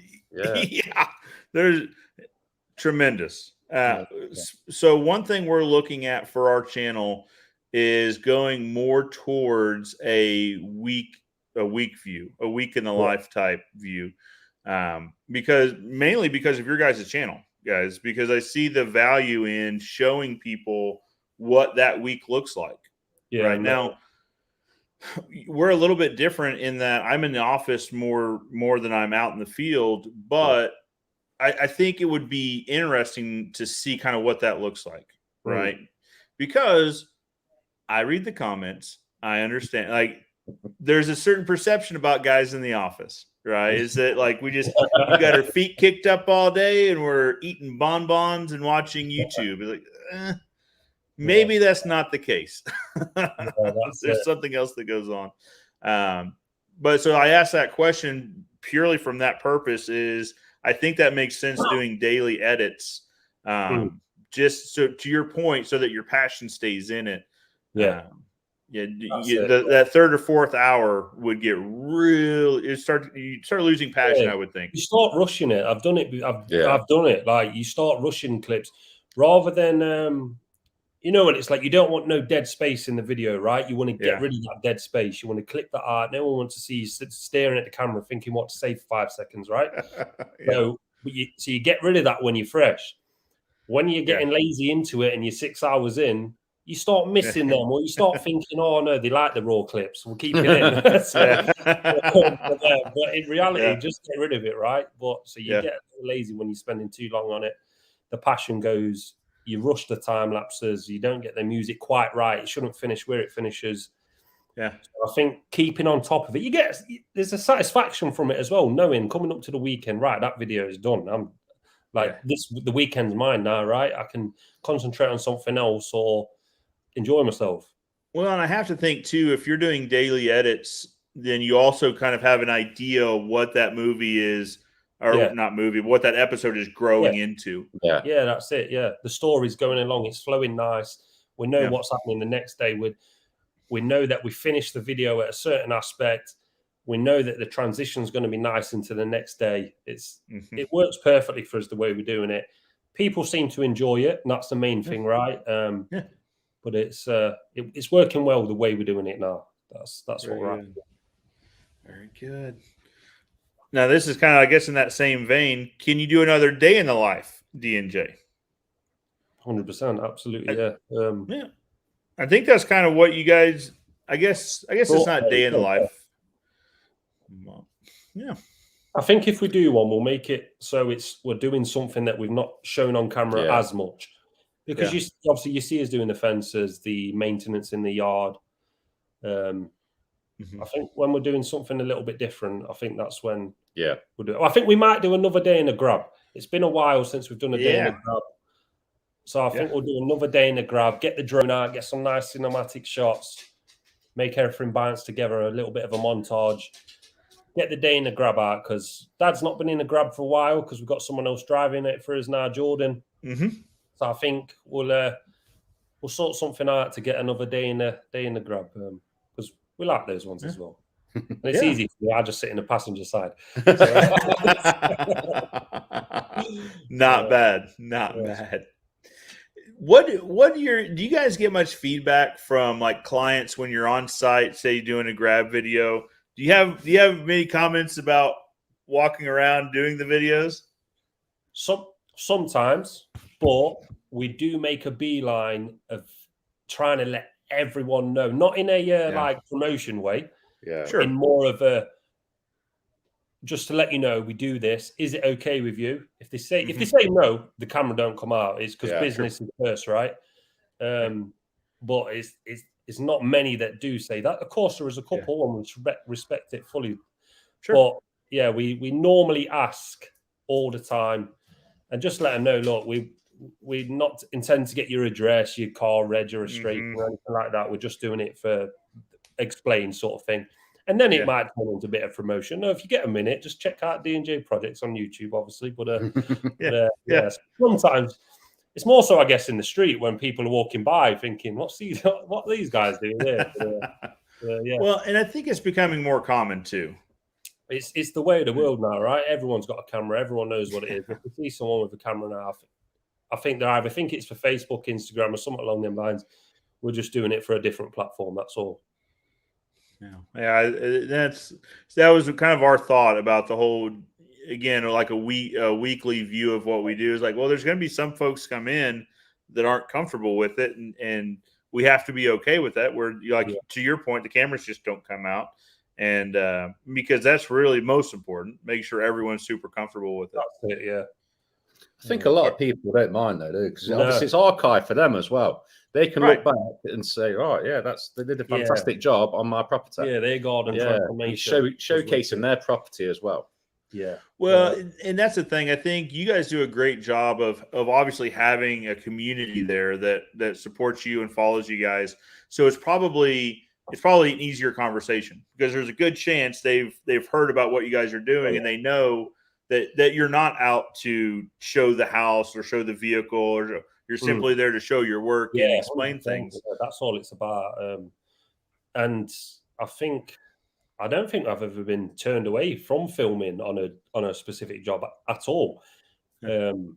Hopefully that stays like that again. But again, going back to it, look, if they don't want us to film, it's not a problem. We are a fencing company at the end of the day, right? We'll still get that job done. Of course. Yeah, we will feel guilty that we can't show the viewers because we do feel guilty when we're not filming. We feel guilty. We feel like we're missing out. But some people. To be fair, I say it's been a good experience overall with the camera. No one's ready. Yeah. Well, and like I said, it's because you guys do it tastefully. There's not. You're doing it just to showcase the product in your guys' process. At the beginning of the project, look, do you mind if we film and do it for this? Just showing people how to do it and showing them the experience of this job, the transformation. And 9 times out of 10, probably almost 10 times out of 10, they're absolutely more than happy. Like my dad says, they can't wait for the transformation themselves, right? And then they're going to have a backlog and a backlog of and they're on hours worth of video to see how we went from this to this. I think they love it, really. Yeah. Well, and to your guys' point earlier, it also kind of documents the process too. So they get to watch kind of that start to finish too. That's it. All right. We have an answer on round versus square. Marine engineer here. Portholes are round because they have far superior seal and they're much stronger against wind and water. Same reason plane windows are round. Okay. So I guess round is a stronger structure. I'm not sure portholes to fence posts, but it stands to reason though. Stronger. Yeah, if it's safe enough for the planes, it must be safe enough for our posts. Here's a question for you. When is Dad's driveway going to be finished? This year, because I'm getting earache about it. It's not the first time that question has come up, huh?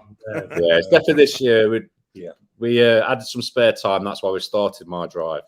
And then it was back end of the year as well. The weather hit. Yeah. So it'll be resined this year and everyone will be able to see it. Yeah, and you'll get to see what's going at the front of the drive, what sort of light strip or something like that is going in between those two blocks. There'll be like a planter or something in the far corner, but that's all going to be decided by the subscribers on YouTube. So you will have an input into my mum and dad's garden. And he might look at you like this, but he's mentioned it before. So trust me, subscribers are in their corner. And I've had a discussion with the real boss, and obviously, it's going to be a good, and it's going to be very, very nice. Can't wait to film that for YouTube, because the last resin driveway that my dad did, pretty much solo, but with my dad's dad as well, flashed it on YouTube. It did really good numbers, so people enjoyed watching that. So I cannot wait to get on this one again and show the people again. This is a resin driveway and how you do it from start to finish. I found that incredibly interesting. So that's not a process. I don't want to say that's not a process here in the US. I just haven't seen it. I'm sure maybe someone uses it somewhere. But I watched it a couple times over just to see what that process was like. It is a really interesting start to finish to watch. It's really graphic. Not graphic, it's not the right word, but it's visually interesting. Yeah, no, it's good stuff. Very labor intensive. Yeah, it looked like it. Yeah. But in reality, though, there would be like a team of 6 on that. You wouldn't do that like the way my dad did that. That's just what my dad's like. He knows he can get it done, so he'll just get it done, sort of thing. Yeah, and he might be feeling it for the next few days, but he got it done. It smashed out. But normally there would be like a team of 6 there. That makes more sense. Not my dad and his dad. That does make more sense, because that was a thought. I was like, this is incredibly labor intensive. Like, it is. So it makes more sense that there would usually be multiple people on that. There would be. Good to know. Kevin says, I watch D&J every Wednesday and Sunday and never once in my life thought I would find fencing interesting. Okay. The way your videos are edited, it keeps the audience interested. Keep up the great work. Thank you. I agree. No, I appreciate it, mate. Honestly. Even as a fence guy, like it's funny. Like once you've done fencing, you kind of understand how it's done, right? But so what you guys show isn't necessarily only the process of installing the fence. It's the entire logistics behind it, right? We also have to rip out these shrubs. We also have to just the whole. That's kind of good. Yeah. All right, let's see. All right, I don't know what this means, but I have a feeling you might. England is like Cheshire in Lord of the Rings. Okay, just a constant weather. Yeah, that's true. Yes, it's true. That would be nice. I love where I live. I don't want anyone to think I don't. However, the variations in weather are a little bit out of control. That's it. QA says, any news on getting a grab truck or getting a grab fitted to a normal truck as a kit for me? Okay. Yes. Kind of. So we have an Isuzu NPR, which seems like it's similar to the type of trucks you guys have the grab on. Now, it doesn't have a grab, so we're still trying to sort that out. But the cab over flatbed truck, I love it. I have a team of guys that love driving this thing. We call them the Isuzu crew, and they love it. So that's actually what we're switching as we move forward and we start getting more crew trucks or replacing some of our older crew trucks. We're going to those. So here, the Isuzu is kind of the version that the States have. I looked up the Mercedes. Obviously we have Mercedes here in the States. Yeah. However, not the trucks, not the larger trucks like you guys have. So we'll still have to ship one over or something. It'll be good to see you with one. Hey, we love it, guys. I'm telling you. So I drove this thing for probably a couple hours, just making sure because we bought it off a used vehicle lot. Yeah. And sometimes those can be wishy-washy. So I drove it for a while just to make sure it is what I thought it was. And those things drive really nice. Yeah. And they're good to get in. Well, and for you guys, especially into tight spaces. That is the thing about them. So our typical vehicles are like a dually 1-ton pickup truck, flatbed truck, pulling a 20-foot trailer. Yeah. Those things aren't the best at getting into tight spots. They're really not. Yeah. So when I was there's a little bit of hesitation with our guys on driving this truck or us buying this truck. And I said, all right, guys, I want you to watch this video. And I went and showed them some of your guys' videos. It's like, these trucks can get in to some pretty tight spaces. You should watch this. But so that's kind of the update on we have what you would call a normal truck, a cab over. We do have one, so now it's just a matter of figuring out, can we get a grab-a-fix to this thing? Yeah. Still crazy that you guys don't have them. I can't believe it, but I know. It is not a thing here. I looked for hours on Google, like maybe I could find somewhere. Not a thing. They are absolutely everywhere here. They are everywhere. Well, and this ties into us getting into retail wholesale. I want one purely from a delivery standpoint. You don't have to bring along additional equipment to load or unload the material. It's right there. That's it, yeah. Oh, we're going to have to make it a thing. I'm making a list here. So far we found a company that does a concrete post and gravel board. So that's checked off. There's someone here in the States doing that, but grab trucks are next. So we're going to be Ozark Fence and grab trucks. I don't know. We'll see. Kevin says, try to work in Scotland, Joe. I wash cars in 3-degree weather. It's very cold up here in the winter. Whew. Very good. Yes. So I got to get my conversion calculator out here again to tell you guys what it was here the other day. So not the other day, day before yesterday. So we'll say, because it was 19, but let me do the conversion. So -7. That is just not enjoyable. All right. So Benjamin says you can buy for 2 pounds a bag and pool as it's straight off the ship, not extra transport costs. This must be the postcrete. 26, yeah. £2 a bag. If you get it while you can, because that's a good price. Buy all of it. If that's what he's on about, yeah definitely. Oh. Saw Stevie holding a little dog. Where's the star of the last video? Was his name Hugo? He needs shots, I think. I don't know where he is in a minute. He's a security. He's security. Yeah. Hugo. So this is a question for you guys. So the post saver and fence armor, it actually came. It was created over in the UK. Oh, there he is. All right. He's not looking. He's a bit camera shy today. Yeah, he says not today. I'm not ready for the camera today. No, I was not feeling it. Not feeling it today. Under pressure.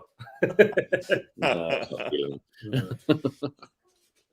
it. So the post saver and fence armor, the post saver specifically was created over there in the UK. Do you guys use it much on timber posts? Not really. We had a batch of posts with the post saver already on. We didn't see a vast change in selling it with that and without. Yeah. So we didn't stock anymore. That's fair. And we don't get asked for it. We don't get asked for it at all. Interesting. So I think the main selling point is the rot prevention. Yeah. Right. I'd have to go back and look. I think it's like a 20 or 25-year warranty against rot, which is why we're predominantly in my market selling steel posts. So we'll sell a steel post, it has a lifetime warranty against rust, corrosion, and all that. But the post savers, if we were using timber posts, I probably would sell it with those posts on it, simply from the rot prevention standpoint. So I think Chris Surik is a distributor for them. So I think this is a bit of a pointed question, maybe. Project Metal, you're very welcome. Project Metal is here like every week, and I appreciate that so much. Thank you very much. That's good. That's what you like. The loyal subscribers. Obviously, not everyone can make everything, but sure, we do love it when we see returning names. It's always nice, right? You know, you got your family here. Well, that's it. That's it. So you have your extended YouTube family, the folks that you see every week. Absolutely. Gail's got a question. Dave and Stevie, would you ever get involved with a charity garden makeover?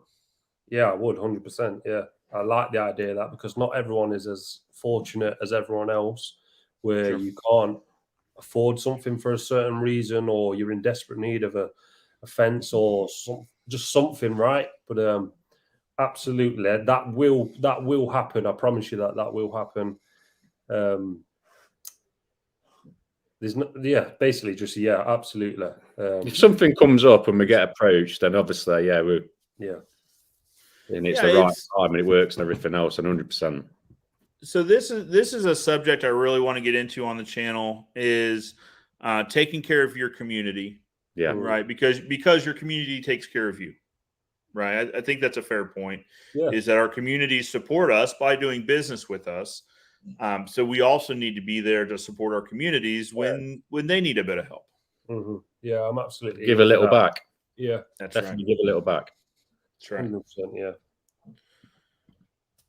yeah. Divine Fence says, "Hello, Joe and D&J. Great content. We travel 45 minutes and add the travel to job cost.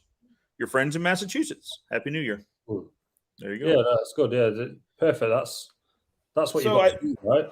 Yeah, absolutely. You do, because that is a cost to build this fence. Yeah, right. It costs you money to do this. Yeah, you've got an hour and a half basically of travel time in that day. So that, and who knows? Let's say there's three lads on that team. That's a lot of time, right? A lot of wages. Well, and especially so here in the States, it's not so common. This is part of the discussion. Discussion is a kind term. It's part of the argument right now on who uses what type of concrete. But most of us that wet set, so now everyone knows what I do. But it's 2 trips. So we'll go to set the post. What's that? You're not alone. We're with you. It's just not so. Not anything against the guys that don't. I don't want to kick that beehive at all, but that's just our way, right? But so now it's 2 trips though. So we go to, one trip would be to remove the existing fence if there is any, and to set the posts, and then we would return 2 days later to build the fence. So to your point, Stevie, so now that hour and a half, now it's actually 3 hours. Yeah. And of simple drive time. We haven't done any work, and you're right. The crews typically are 3 guys, 3 to 4 guys or gals. Their hourly wage plus the fuel plus the equipment plus the benefit package. So right now, to get quality team members on our team, our benefit package has to be pretty extensive. To compete with some of these larger corporations in our town that are hiring these folks, but it's expensive.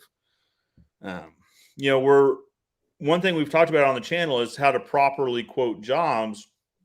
The easiest way being to gather all of your costs to perform this job. So your labor, materials, excess costs, whatever they might be, your travel, and to double them. So then you get 50% gross profit.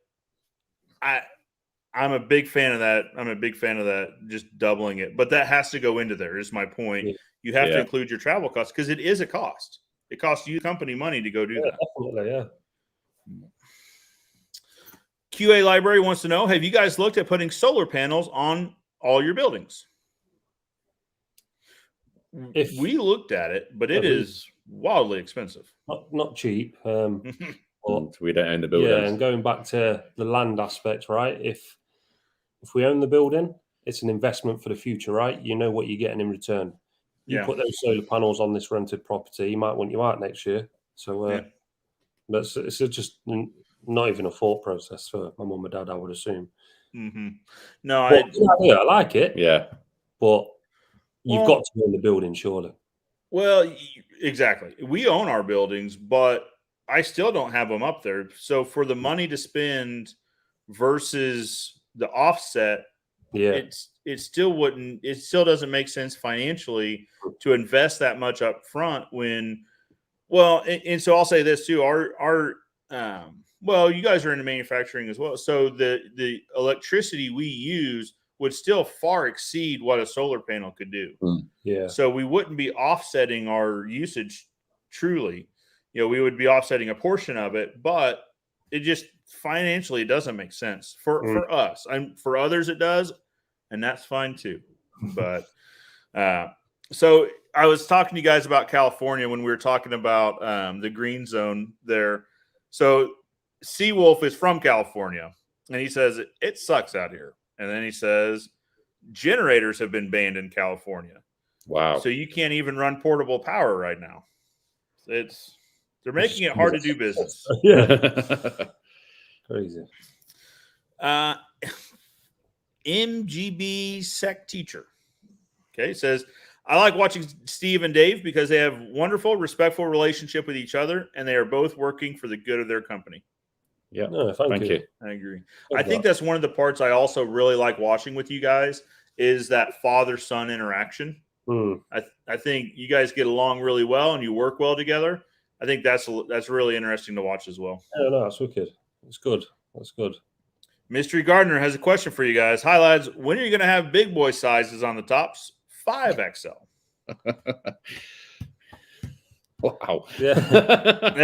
It's a big shirt. It's a big shirt. Yeah, no, that is something to look at in the future, Yeah. and probably sooner rather than later. Yeah.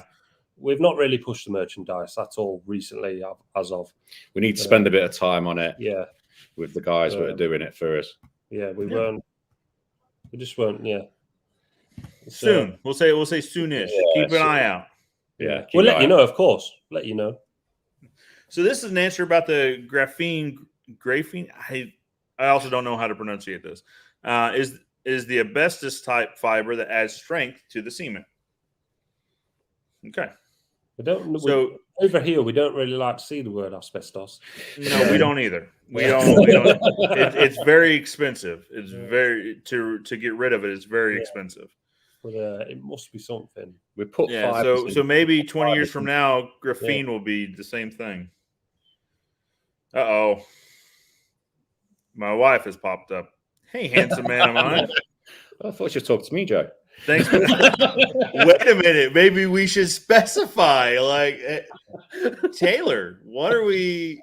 So she's out to brunch right now with the ladies. We need to talk about this.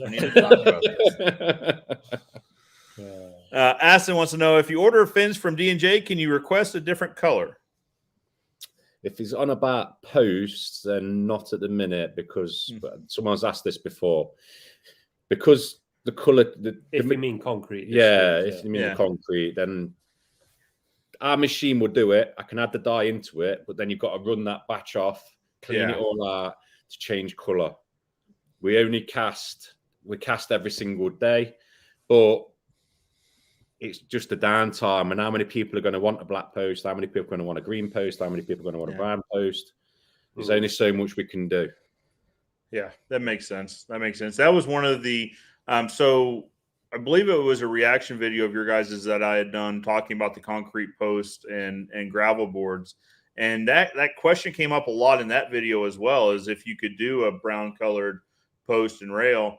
But your point being though that you could, but all of them would be brown. Like all of them from that run would have to be red. You can do it, and the machine can do it. It was spec'd up to do that. But we sell more of the white, the grey concrete colour. Yeah. It's just more common. Yeah. Danny says D&J do top class work. Thank you. I agree. Hey, here's a good reminder. Smash the like button. Please. And if you're not a subscriber, go ahead and subscribe to both these channels. That would be fantastic. Yeah, you really should. So Seawolf is a friend of mine named Brent over in California. You should check out the D&J guys. I think you would like their contents as well. Okay. So Mike wants to know, when is Dave going to sit back a bit and start teaching Stevie the business side of D&J? You don't see it all behind the scenes. He's getting taught. It's not going to be something that's going to be like, right, I'm going to hand it to him there and then. It's going to be a slow process. So we're just going to take you along the ride. Yeah, definitely. I'll be honest. But we already know that Dave's 5-year plan is to be on a beach somewhere. So honestly, when I say this, my dad will say stuff like that, but I know my dad. He ain't going to be walking away anytime soon. He won't be able to help himself. I know. He will be on site as much as he can. So my dad is 70 this year. He loves it. Yeah, I like getting involved. I do like getting involved. I think that's a dad thing. My dad's 70 this year, and he's running our commercial division. That's just what he wants to do. And he's now. So it's funny. This is also a dad thing. He'll also threaten that he's like, this year, I think this is going to be it. I think this is going to be the one. And I said, Dad, you realize you've said that now for the last 5 years, that this is the one. He's like, I think this might be it. I don't know. Okay. All right. My granddad worked until he was 86 or 87. He's going to be the same. So your dad and my dad definitely got something in common, mate, because he's going to be the same. I'm telling you. It's just because what else would you do? You know, it's just I don't know. Unless my mum has something to do with it, she may put a stop to that. That is the thing. Well, here's the thing, though, Dave. If you don't, then your honeydew list grows. So you have to get on about the honeydew list, and that's I don't know. DP wants to make sure we're still in the swan and duck conversation. Still, DP is Team Swan. Okay, Team Swan right there. It's your boy says not too shabby. Not too shabby. Here's a good question for you guys. Connor wants to know, D&J, do you see yourself expanding bigger than the Nottingham yard you have? Just going back to that question again. Yeah, I'd love to, but the Nottingham branch at the minute needs all our time. Yeah. And even expanding just the Nottingham yard in itself, again, going back to earlier, it's the land, right? Yeah. Because when it's never going to be, the yard can never get any bigger, right? It's on the limit as it's at the edge as it is now. Because we've got the lean, we've got the main road. There's no more expansion to be done on that apart from the car park. That's if you're allowed, of course. Well, obviously, we use a little bit of the car park, but just a little bit. But maybe land, coming on back to land of maybe a different premises. But then again, going back to that name change a while ago, people know where your business is as well, right? They might have come to you 5-6 years ago. They know where you are. And we have that now, actually. Say our yard, it used to be a car parts place, a Volkswagen car parts place that hasn't been there for 5, 6, 7 years, say. And there will still be the one random car that drives all the way around the back, just gets to the gate, and I'll say, I'll be standing there, can I help you, mate? Yeah, I thought this was a car parts place. Says, you must have not been here for a long time. We've been here 5, 6 years. Yeah. So yeah, people remember where you are, right? So name changes and moving properties and places. You don't want to move too far. You don't want to change your name too much, but sometimes you need to. Yeah. So we went through that earlier this year. So we were in a small office and a small shop. We bought the buildings next to us. So really all we did was expand over into them, but we moved our office over there because it's a bigger office space. And we still get people, there's a sign up and everything. And we put social media posts. We talk about it on the radio. We talk about it to everybody we can. But there's still people that will come in a little upset. They said, you know what? We went next door and you're not there anymore. No, here we are. There's a big orange sign right above this door that says office, Ozark Fence office. This is us. Yeah. But no, I mean, that is something to think about though. Is, should you guys have the opportunity to move, it's like, well, how do you let everyone know? Yeah, there'll still be some folks that show up there looking for you. Yeah, 100%. Connor has a follow-up question. Can we get a merch plug? So where, Dave and Stevie, if someone wanted to find a not too shabby shirt or a Team Duck or Team Swan, where would they find that at? Well, if they do want to support the merchandise, then it is but spell AND, not the symbol, D&J merch, merch.com. So that is D&Jmerch.com. If you want to support the merchandise, by all means, we absolutely appreciate and love that. But as we always say, you don't have to. You do not have to buy anything. Honestly, we appreciate you watching the videos and liking the videos. That goes a long way as well.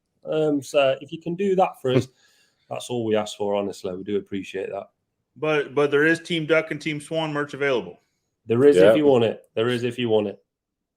People to know where they stand on this issue, they can. Yes. Yes. If you want one set way, then by all means, join the Team Ducks.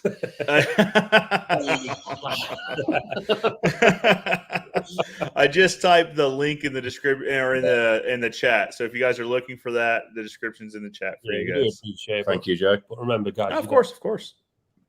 Here's a question for you guys. So Project Metal Music wants to know, a question for all of you. There's been a big push for recycled materials in the construction industry. What is your thoughts?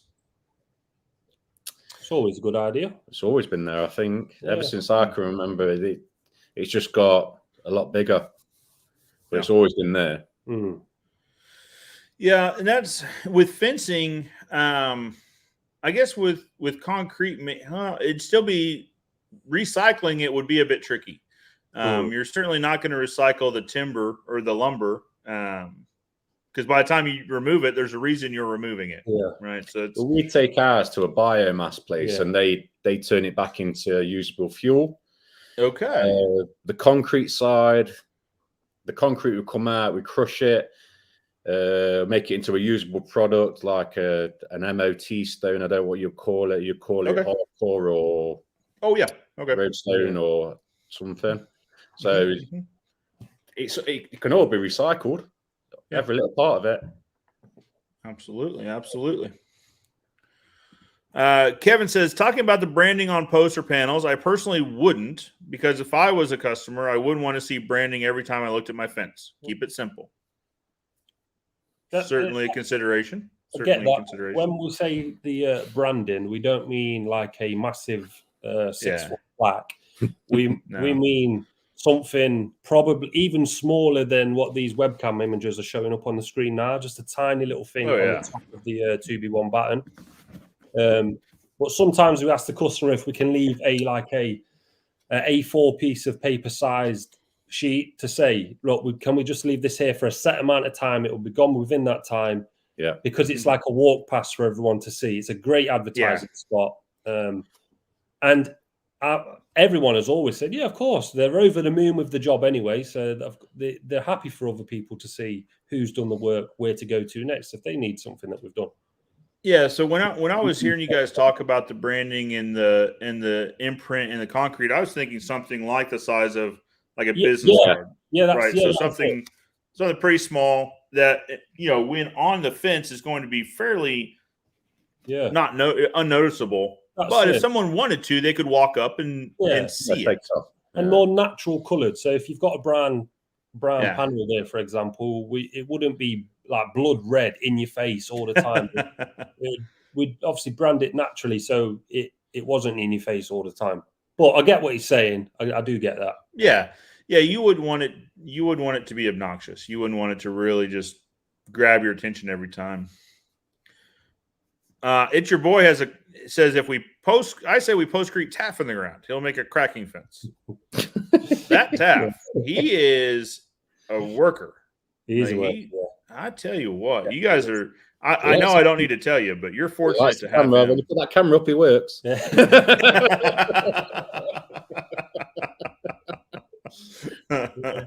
Larry's cracker. Gail's got a question. As a woman, it's so hard to find people to trust. That what would you advise to as any potential fencing companies we can get to quote? I think the question, guys, is how would you recommend? So if someone was looking for a fencing contractor, not in the Nottingham area, what kind of advice would you give them on how to find a contractor they could trust? Word of mouth. Yeah, there's recommendation pages out there. There's Reddits. I know that's some people might not even know what a Reddit is, but there is Reddit pages where people recommend people, stuff like that. Mm-hmm. Obviously, Google is great. We're all on Google. You'll see by the star rating, right? If you're hoping that they're genuine, of course, but you'll see the star rating. You'll see what they're like. Don't just go with one quotation. Go with a few quotation, 3, 4, as many as you feel fit, and obviously going off the interaction with that person. How do you feel when they're doing that quotation? That's always a big thing.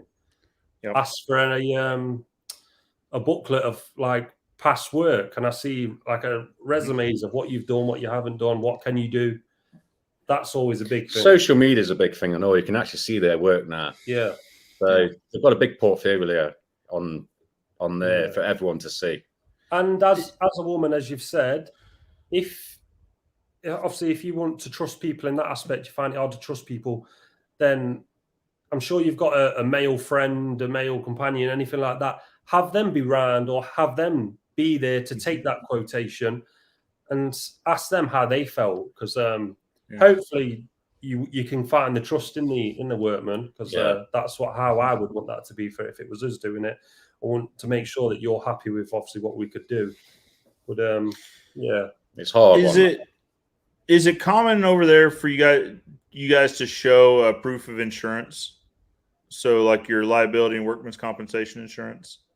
Never been asked, but I'm sure Okay. it's on our website. Okay. It's there in place if they ever ask for it. By all means, they can see it. Well, and that's why I ask, is that's one of the things that we recommend here is ask for a certificate of insurance just to show that it is in place, right? But to Stevie's point, just the one-on-one interaction will tell you a lot. Yeah. Just how they act around you. But if you know, if you're not sure, right? If you don't have a good feeling but don't have a bad feeling, then there's some additional places you can go. To Stevie's point, Google will tell you a lot because Google reviews. One thing we found out is even reviews that don't have anything to do with your business are hard to remove. Yeah. Much less the ones that actually are. So you can usually get a pretty good feel for a company there too. So let's see. Brick Lane with Steve and Alex says Dave and Stevie keeping it real and down to earth. Yeah, same to you two guys. We love you guys, man. Honestly, cheers, lads. Love your channel. Yeah, love what you're doing with Build with A&E as well. Keep it up. Love it. Here's a good question. So Gene wants to know, do you guys see yourselves being office-based in the future and all jobs being carried out by employees? I don't think it would work. I think we've still got to be hands-on. Yeah, I absolutely love being out. Yeah, still would, even though we'd get the office work done and then we'd nip out and just give the lads a hand. Yeah. The only time I'm in the office, in all God's honest truth, is when I'm working out those quotes. Well, it's raining. Yeah. Or I'm trying to get out of the rain. But YouTube videos will actually dispute that because I'm out there when it's absolutely chucking it down. Yeah. But dumping rain. But in the future, we're talking absolute long-term future for me because I'm not going to be in that office doing anything that side of the business in a long time. And I like being out there. I'll probably be like my dad when it comes to the fencing and the working out, actually. Because it's nice to see a job from start to finish, right? It's nice to see, oh, yeah, look what we've done. Look at that transformation. Yeah. I get you see it in the office, but you don't see it as much. As you probably know now, Joe, that there might not be as that much satisfaction of being there on the job and actually changing that fence or that landscaping job. But your body will speak to you in the future, right? And it will tell you, your body will tell you when it's time to maybe slow it down a little bit. And hopefully Taff's still out there. He could do it all. Is Taff actually a robot? He might be a robot. Yeah. But to be fair, he's had a bad back this week. He's had a bad back getting back into it. I think the time off over Christmas didn't do him no good. He's got sick all of a sudden. So yeah. So we're actually on the other side of it. I'm actually on the other side of it, to where I spend most of my time in the office rather than in the field, only because I have the best of intentions on getting back out. Like, you know, Dave, like you had said, even if you're in the office a lot, you want to get out to see the guys. You want to get out to put hands on the job and feet on the ground.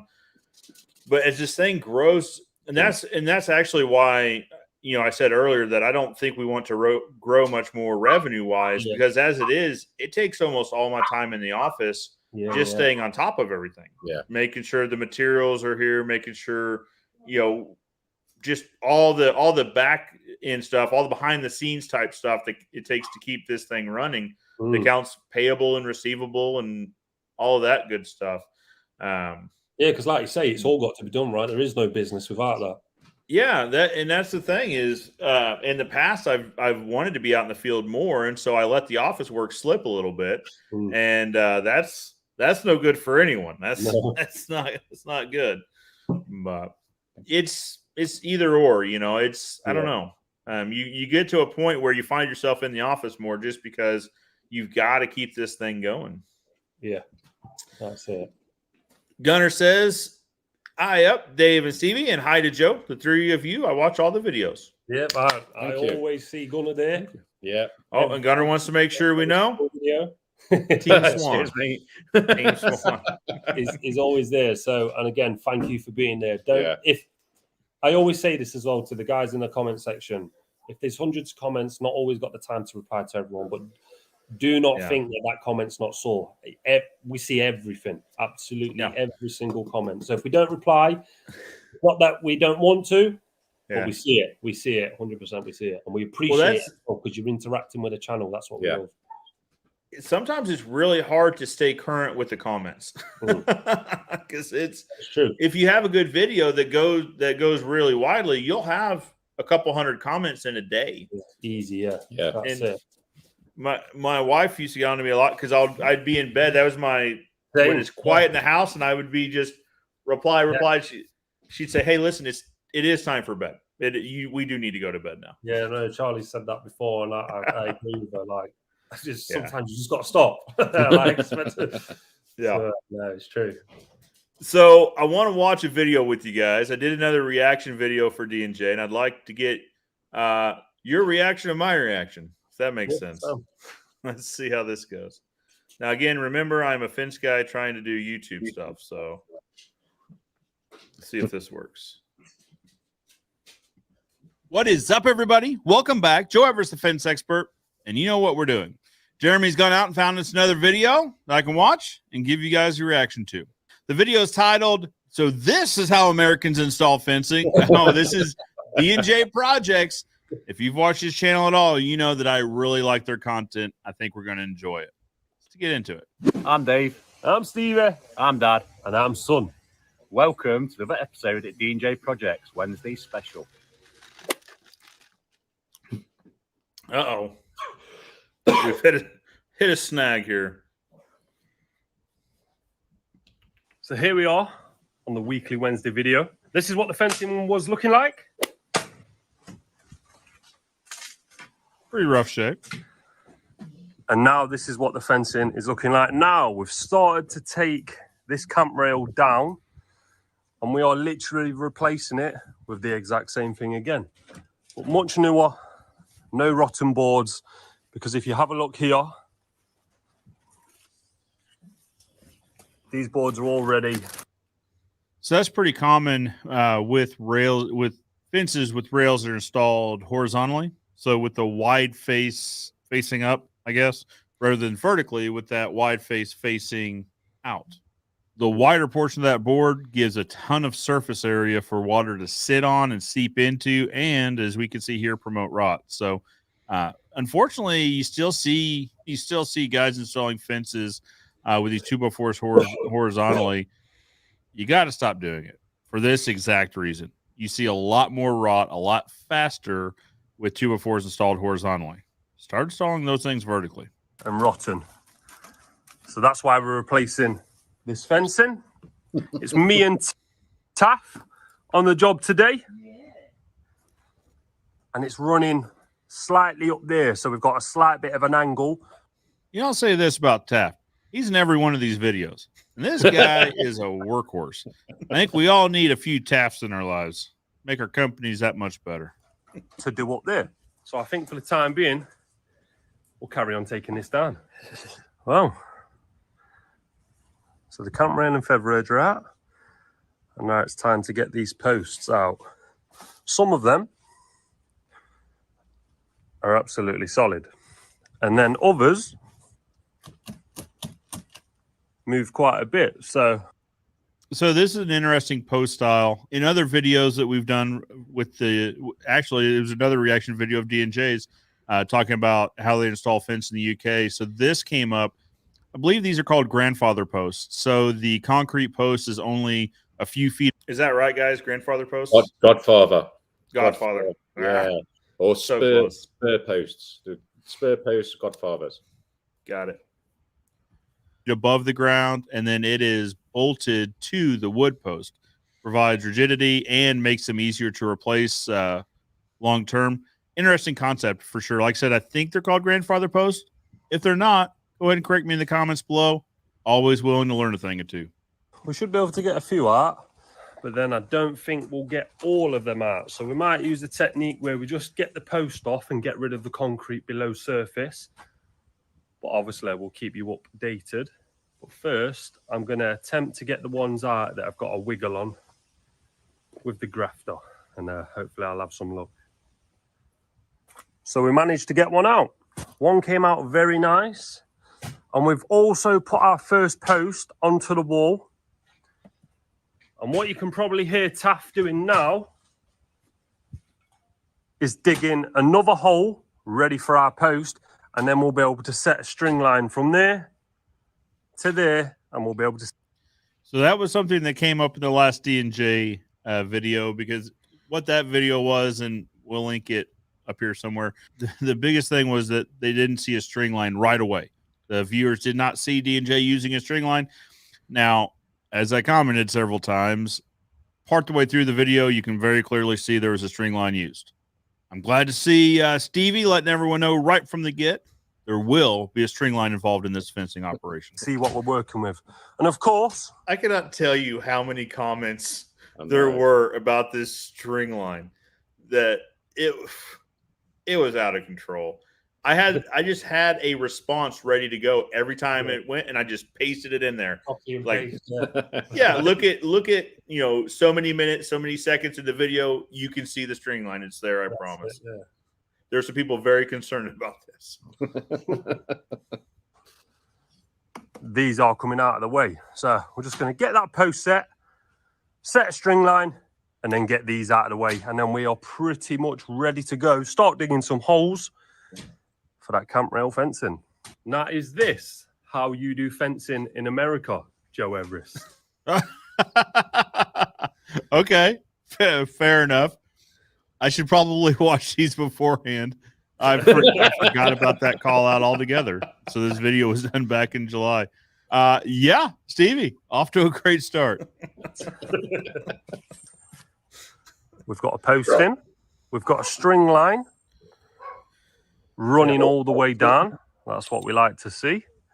And now it's just a matter of getting these out. So let's get them out. Here you go. And the posts are gone. There's some big bits of concrete on these. Look at them. Absolutely massive. A little bit overkill, but they're out now. And have a look at that. We've got another post in. And another. So these are more traditional or typical of the traditional American style, I guess. So there's no grandfather posts there. It's just a straight. Looks like a 4x4 post headed straight into the ground. Looks like probably a pressure treated pine, just judging by looks alone. Another post. Is that true, guys? That pressure treated pine? Yeah, it is. Yeah. Nice. I like the color. So typically our pressure treated, they don't add color dye to it. So it's either a yellow or a green. Yeah. We have green ones. Yeah. So yeah, green, yeah. Okay. Following off the string line nicely. Getting the first camp rail to the top, and the feather edge will slightly go just above that. Only 2 inches at most. And we need a camp rail in the middle, a camp rail on the bottom, and a 6x1 timber for the kickboard. Okay, so it sounds like a pretty typical American fence. So 6 foot tall, cant rails, we would call them 2x4s, but it sounds like they're using 3 of them. Off to a great start. And also they're using a kickboard. So here in the Midwest, we don't see kickboards used a lot. It's kind of a Southern thing, it seems like. A lot of kickboards used in Texas specifically. So, Stevie, again, off to a great start here. It's coming on, though. This is all of the old fencing as well. As you can see, it was ready for a replacement. But me and Taff are just going to go have something to eat now, have a bit of a break, and then we'll catch up when we're back. So we're back from lunch. So let's get another post in right there. All right. I tried the snapping fingers. Doesn't work here in the States. I hate to break it to you. It seems like in your videos, the snapping fingers thing works. Obviously, it made this fence appear. Not a thing here. There's a post. There's the other post, the last post that we did earlier, and a couple camp rails now. So we've got one running down, and then this one here, ever so slight incline. And then these ones are nice and straight, because as you can see, the garden starts to go up like that. So straight. So one of the benefits of building the fence on site is exactly what Stevie's explaining. You can more closely follow the terrain. Now, you can follow the terrain with pre-built fence panels. We've had this discussion in the comments as well, but it's more consistent if you build on site. You can more consistently follow the grade if you build on site. One guy's opinion. Slight incline, bigger incline, seeing as we're dealing with that bank right there. So what Taff's doing now is just taking the last post, because we've already dug a hole just there. We're going to drop that one in for extra support, and then we're pretty much just onto the camp rail. So all of the posts are set now, all of these as well. And as you can see, we are just putting the middle rail on right now. So that one is all screwed in and it's nice and level. Not just level there, it's also level there. So that's what we're pretty much going to do all the way up there as well. Taff just brought those 6B1s in now as the kickboard, probably thinking, why didn't you come around there and help me? So, so we're gonna get that kickboard on here now as well. We've got a camp rail if needed as well. And once we've got that in, we'll show you what it looks like. So here we have the first few sections with all of the posts, the 3 camp rails, and a 6B1 kickboard just behind. Okay, so it looks like they're running the kickboard on the bottom 2x4. Definitely an interesting way to do it. Is that right, guys? That kickboard got attached to that bottom cant rail? I can't remember now. But off the actual video. It's been a little while since July. Yeah, it's been a while, that one, yeah. I can remember doing the job because I remember it being awkward next to the conservatory being very, very tight. Yeah, it looks right on top of the fence. Connected as well, it gets even tighter. Normally we put a little off Like a cut, chalk. yeah, on it to stand the kickboard off, and then the bottom rail will be sat just above it. So I don't know if you've done that or. Well, so let's find out. Yeah, just so we can change that kickboard at a later date. That'll be the first bit which will drop. Yep, that's right. It would probably make placing your pickets I don't know about easier, but it would help with placing the pickets. You just place them on the kickboard. So the way I've seen it done, now again, we don't install fences with kickboards, so I could be completely off base here. But typically that bottom kickboard would be a 2x material. So it sounds like they're using 6x1, which here in the States we just flip that. It's a 1x6, so probably 1 inch thick or 1 inch nominal. It's usually somewhere 5/8 or 3/4. But we would typically install a 2x material in line with those 2x4s, the top, middle, and bottom 2x4, just so that the pickets would overlap that kickboard. It's actually a little bit easier to follow terrain that way because since the pickets overlap the kickboard, they can be at varying heights that follow the terrain so that the top looks nice and you have a nice snug fit at the bottom. Anyway, so a million ways to skin a potato. What it would look like is that right? Was that like a 1 inch thick material, 6x1? Yeah. The feather edge on. It's a little bit tight down here now as well, especially when the feather edge is on. Looks really tight. Bearing in mind, we've got to nail this as well. So this is what it's like from this side with a rail. You grab your feather edge, you put it on your kickboard, like so, and you rest it up against there, and then you nail it in. Remember, I said it will just be about 2 inches above the post as well. And there we go. Now, this varies contractor to contractor here in the States. At Ozark Fence, we typically do about a 6-inch reveal. So 6 inches from the top of the picket down to the top of the top 2x4. But 2 inches would give you that much more support above the picket. Looks great. So once that's all on and it's returned all the way down there, I think it's going to look quite nice. Not too shabby indeed. The frame is up all the way now. Taff just laying a few feather edges out now, ready for tomorrow, I believe, to start nailing them in. I'll just show you from the neighbour's side as well. I'm not sure if you'll be able to see much, just because shrubberies, and you can't, so that was a waste of time. But yeah, not looking too bad. Just got the ivy that was growing up the old camp rail. Need to find out what they want to do with that because it's still attached to the floor. I don't know if they still want it as a boundary, as a cover for the fencing, because I know both neighbours like the shrubberies. If not, we'll just get rid. No big deal. So right now, we're pretty much just tidying up. And when we start putting the feather edge on and cladding this fence, we'll let you know. But until then, let's have a minute. So they're using feather edge style pickets, which would be interesting. So those are typically overlapping pickets. Is that right, guys? The feather edge just means that they overlap? Yeah. Kind of interested to see how that goes. So I've decided I'm going to start cladding for, even if it's just 15, 20 minutes. It's better than nothing. It's a little bit too early to go back to the yard now. So may as well start cladding. So this is what I'm going to do. So I'm going to start at the top there. Now, also, guys, on the feather edge, is it right that, so if you're looking down the picket from above, one side is thicker than the other? Yeah. Yeah, that's it. Yeah. Interesting. I've made myself a little jig, and I'll show you how this works.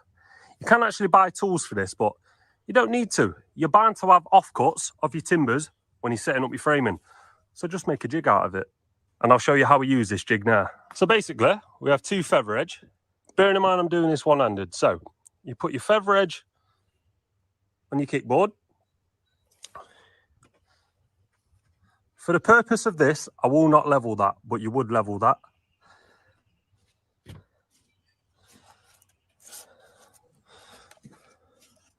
Splinter. I think Stevie needs one or two more hands. One for the camera, a couple more for building.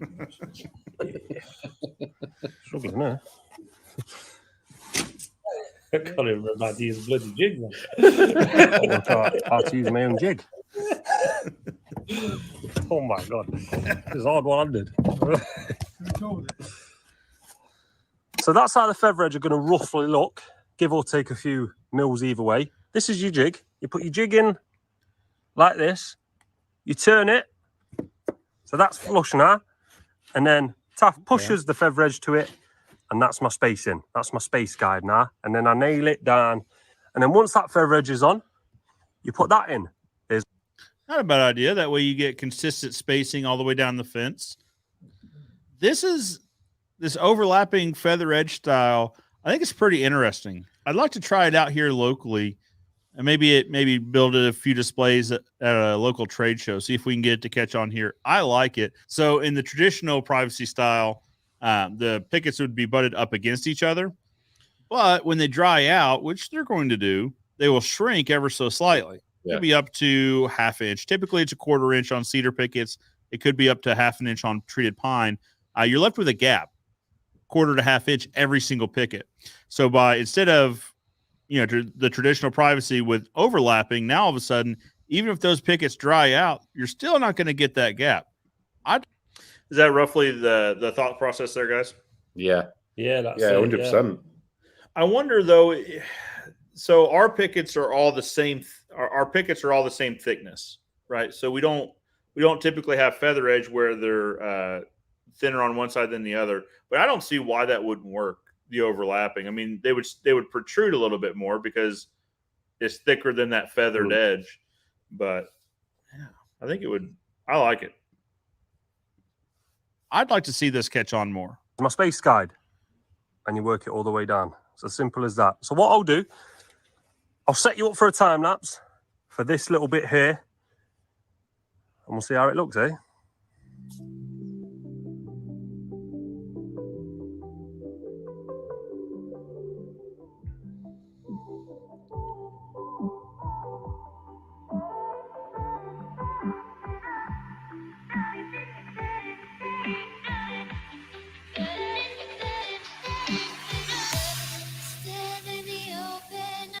So it looked like, I'm just running this through in my head, though, the width or the overlap of those pickets is the width of that 2x4. So you're getting about 1.5 inches overlap for every picket. Pricing this fence would be pretty similar to pricing, say, a shadow box. So on the shadow box style, we would have pickets on either side of the fence, but they'd each be overlapped roughly an inch and a half. So, do you guys have a style similar to that, where they're on either side of the cant rail? Yeah. It's a. Horizontal. What do you guys think about those? Hit and miss. Hit and miss. Yeah. It's fence guys don't like to build them just because it's a pain.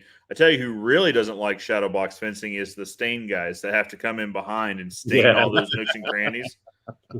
It's no good. It's no good. So pricing it would be roughly like a shadow box. Now there'd be some labor savings because you're only working one side of the fence instead of working two sides. I'm really interested in the feather edge style. Maybe we'll call it the UK style. And that is what we call cant rail fencing in the UK. Well, that's what we call cant rail fencing at D&J Projects. Feather edge, lovely timber kickboard for rot prevention. And look at these drops.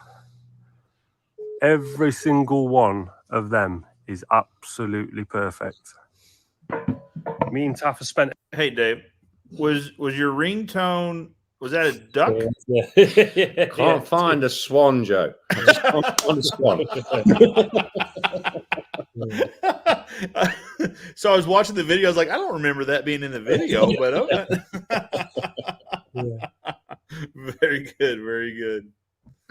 Spent a little bit of time prepping the ground to make sure that everyone ran like that. A little bit of pride in the work. So it's getting a little bit tighter down here now. As you can see, the conservatory is there. All of these shrubberies are here. So what I'll do, I'll put you on a time lapse from over there so you can see it from the opposite side.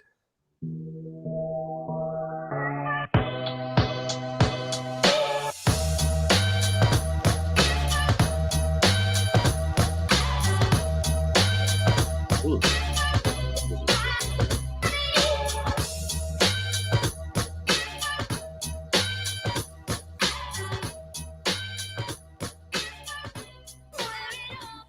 And there's your fence.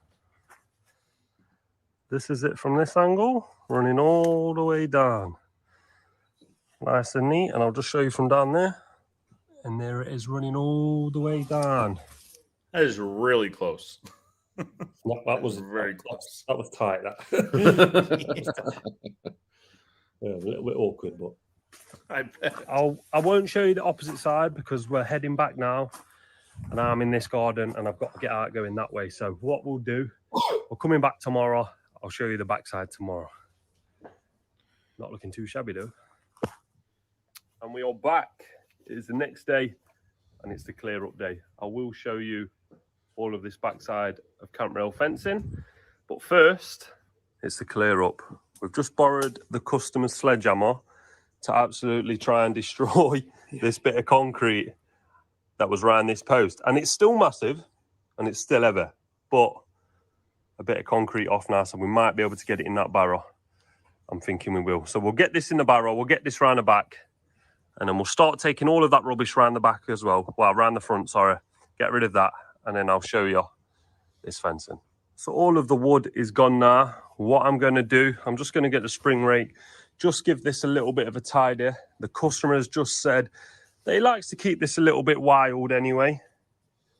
So I'll not go too crazy on this. But this is the fencing from the back side. This is what we call cant rail fencing in the UK. Well, that's what we call it at D&J Projects. Now, our good friend over in America, Joe Everest, is this how the Americans do fencing? Yeah, absolutely. So with the exception of the feather edge, I haven't seen that here in the States, but I love it. I think this fence turned out so great. I have a feeling that the clients were very pleased with it as well. Is that they were pleased with it, I assume? Yeah. They were very happy. It all goes back to, I can't remember if I show before and after, but that's when you really see the difference when it's together, that it was in need. It was definitely. Yeah, that first fence was in really bad shape. We call those feather edge boards, and I think you call those pickets. Yep. Or maybe you don't use feather edge and you use something else. So I'll have to look into more specifically feather edge, the term. Yeah, so we would call them pickets. Looks like a standard 6-inch wide, 6 foot tall picket. We call them 1x6 inch thick. Now it's always nominal, right? So it's again anywhere between 5/8 and 3/4. Is that about the same on your guys's? A 1 inch is never actually 1 inch thick. Some of them are absolutely bang on, but then there is some way it's off a little bit. It's regulated. Yeah. Yeah, so it's kind of crazy. Like a 2x4 is not 2 or 4. It is 1.5 by 3.5. You know, a 4x4 is not 4x4. It's actually 3.5 by 3.5. And it drives me crazy trying to explain that because I mean customers obviously don't understand that, right? But in lumber, it's like a standard thing that it's nominal. You know, a 1 inch picket is anywhere from 5/8 to 3/4. It's hardly ever actually an inch. Yeah, but 6 inches wide. That varies anywhere from 5.5 to 6. Sometimes you'll find true 6. More often than not, they'll measure 5.5 inches wide and then 6 foot tall. but in our eyes, this is camp rail fencing, Featherage. I like it a lot. I'll just show you what was here before. Wow, what an improvement! And this is what it's looking like now.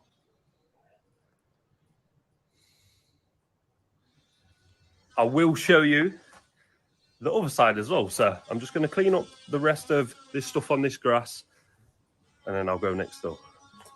And this is the fencing from this side. Quite hard to see from this side, I'm not going to lie, with the shrubberies, and half of the fencing is behind the conservatory.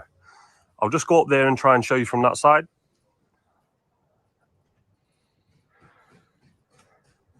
Very nice. And as you can see, it runs all the way down there as well. And it was a little bit tight putting them boards on, not gonna lie. But that is it from us at D&J Projects on this Wednesday afternoon. I hope you've enjoyed this video. If so, smash that like button. Let's aim for 2,000 likes because we very much appreciate it and it helps the channel out. If you're brand new, I think that was pretty much the video. So let me get your guys' opinion. Let me ask, why install it with cant rail and feather edge rather than the way we see you guys build fence a lot, which is the concrete posts and the concrete baseboards? So on that particular job, as I mentioned it in the video about the customer liking it a little bit more wild with like the weeds, with all embedding into each other.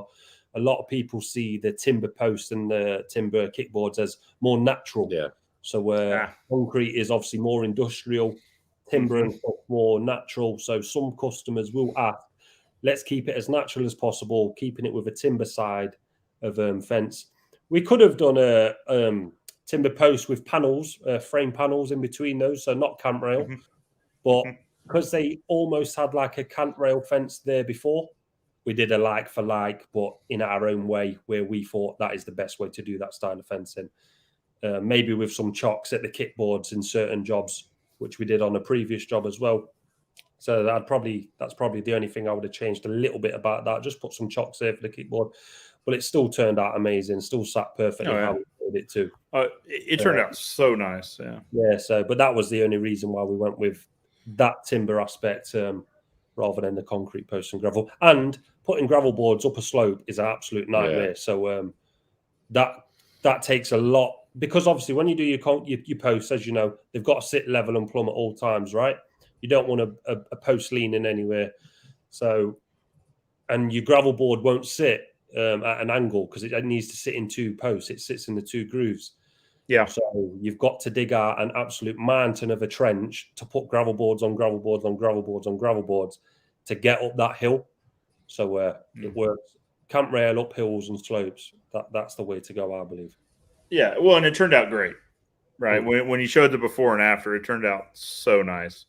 So if you were to have your druthers, now that, knowing how that cant rail had gone, which would you choose? If you could choose one and not do any others, which would you choose? Probably concrete in there, the concrete in way. The concrete posts and the gravel boards. I like that. Even though I would say it's harder work because there's, like sometimes with the camp rail fencing, when it comes to the timber post, if you hit something absolutely solid in the ground, you can just move it a foot or two either side because you can get away from the problem, right?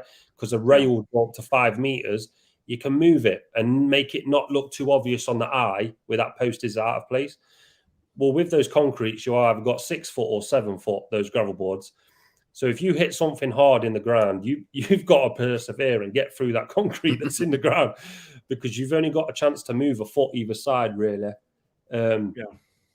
But I would prefer to do concrete. I prefer how it looks. I still love the timber, don't get me wrong, and I like the lighter load work that you get with the timber.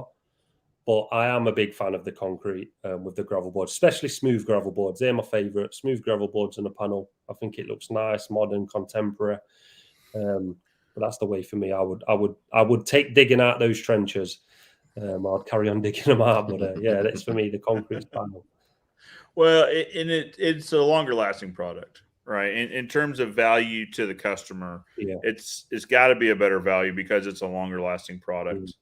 And it is popular around where we are anyway. I know some people have said before down South London way, maybe that way, that timber is still popular. And I believe it because we still, of course, do timber fences. But the concrete, that is very, very popular around where we are anyway. Absolutely. Well, guys, I appreciate your time. I know we've gone over time as usual.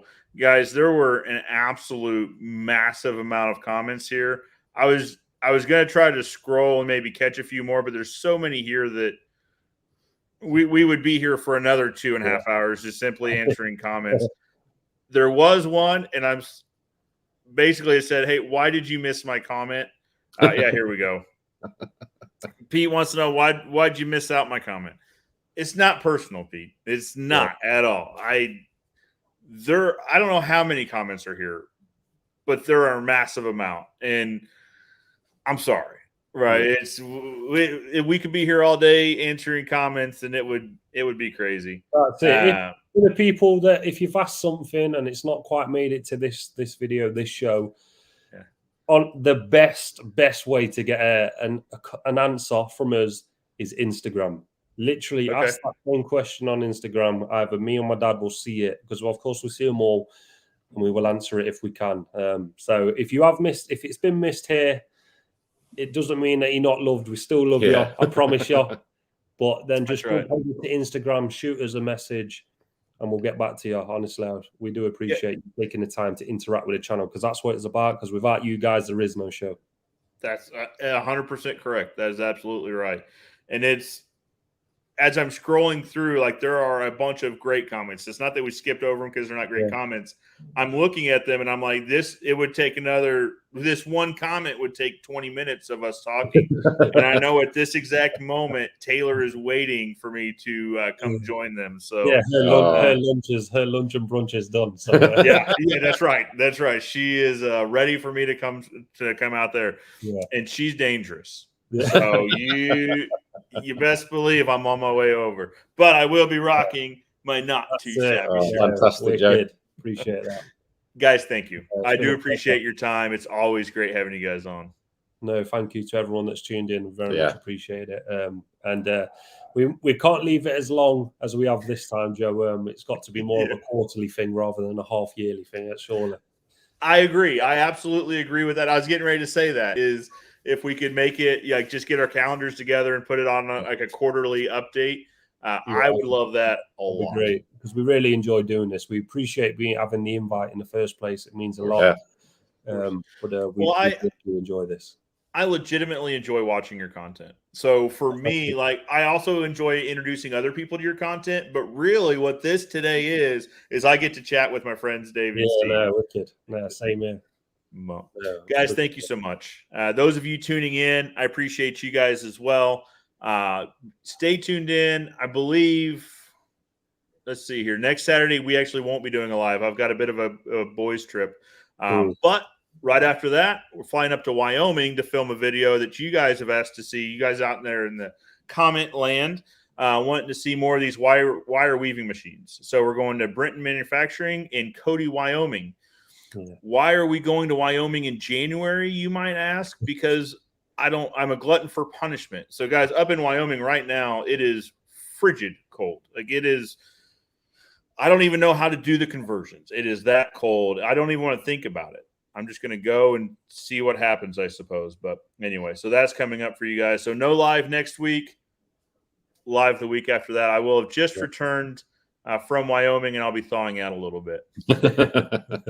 So for those of you home watching, thank you so much. Again, as always, Joe Everest, the fence expert, reminding you that good fences make good neighbors. And we'll see you next time.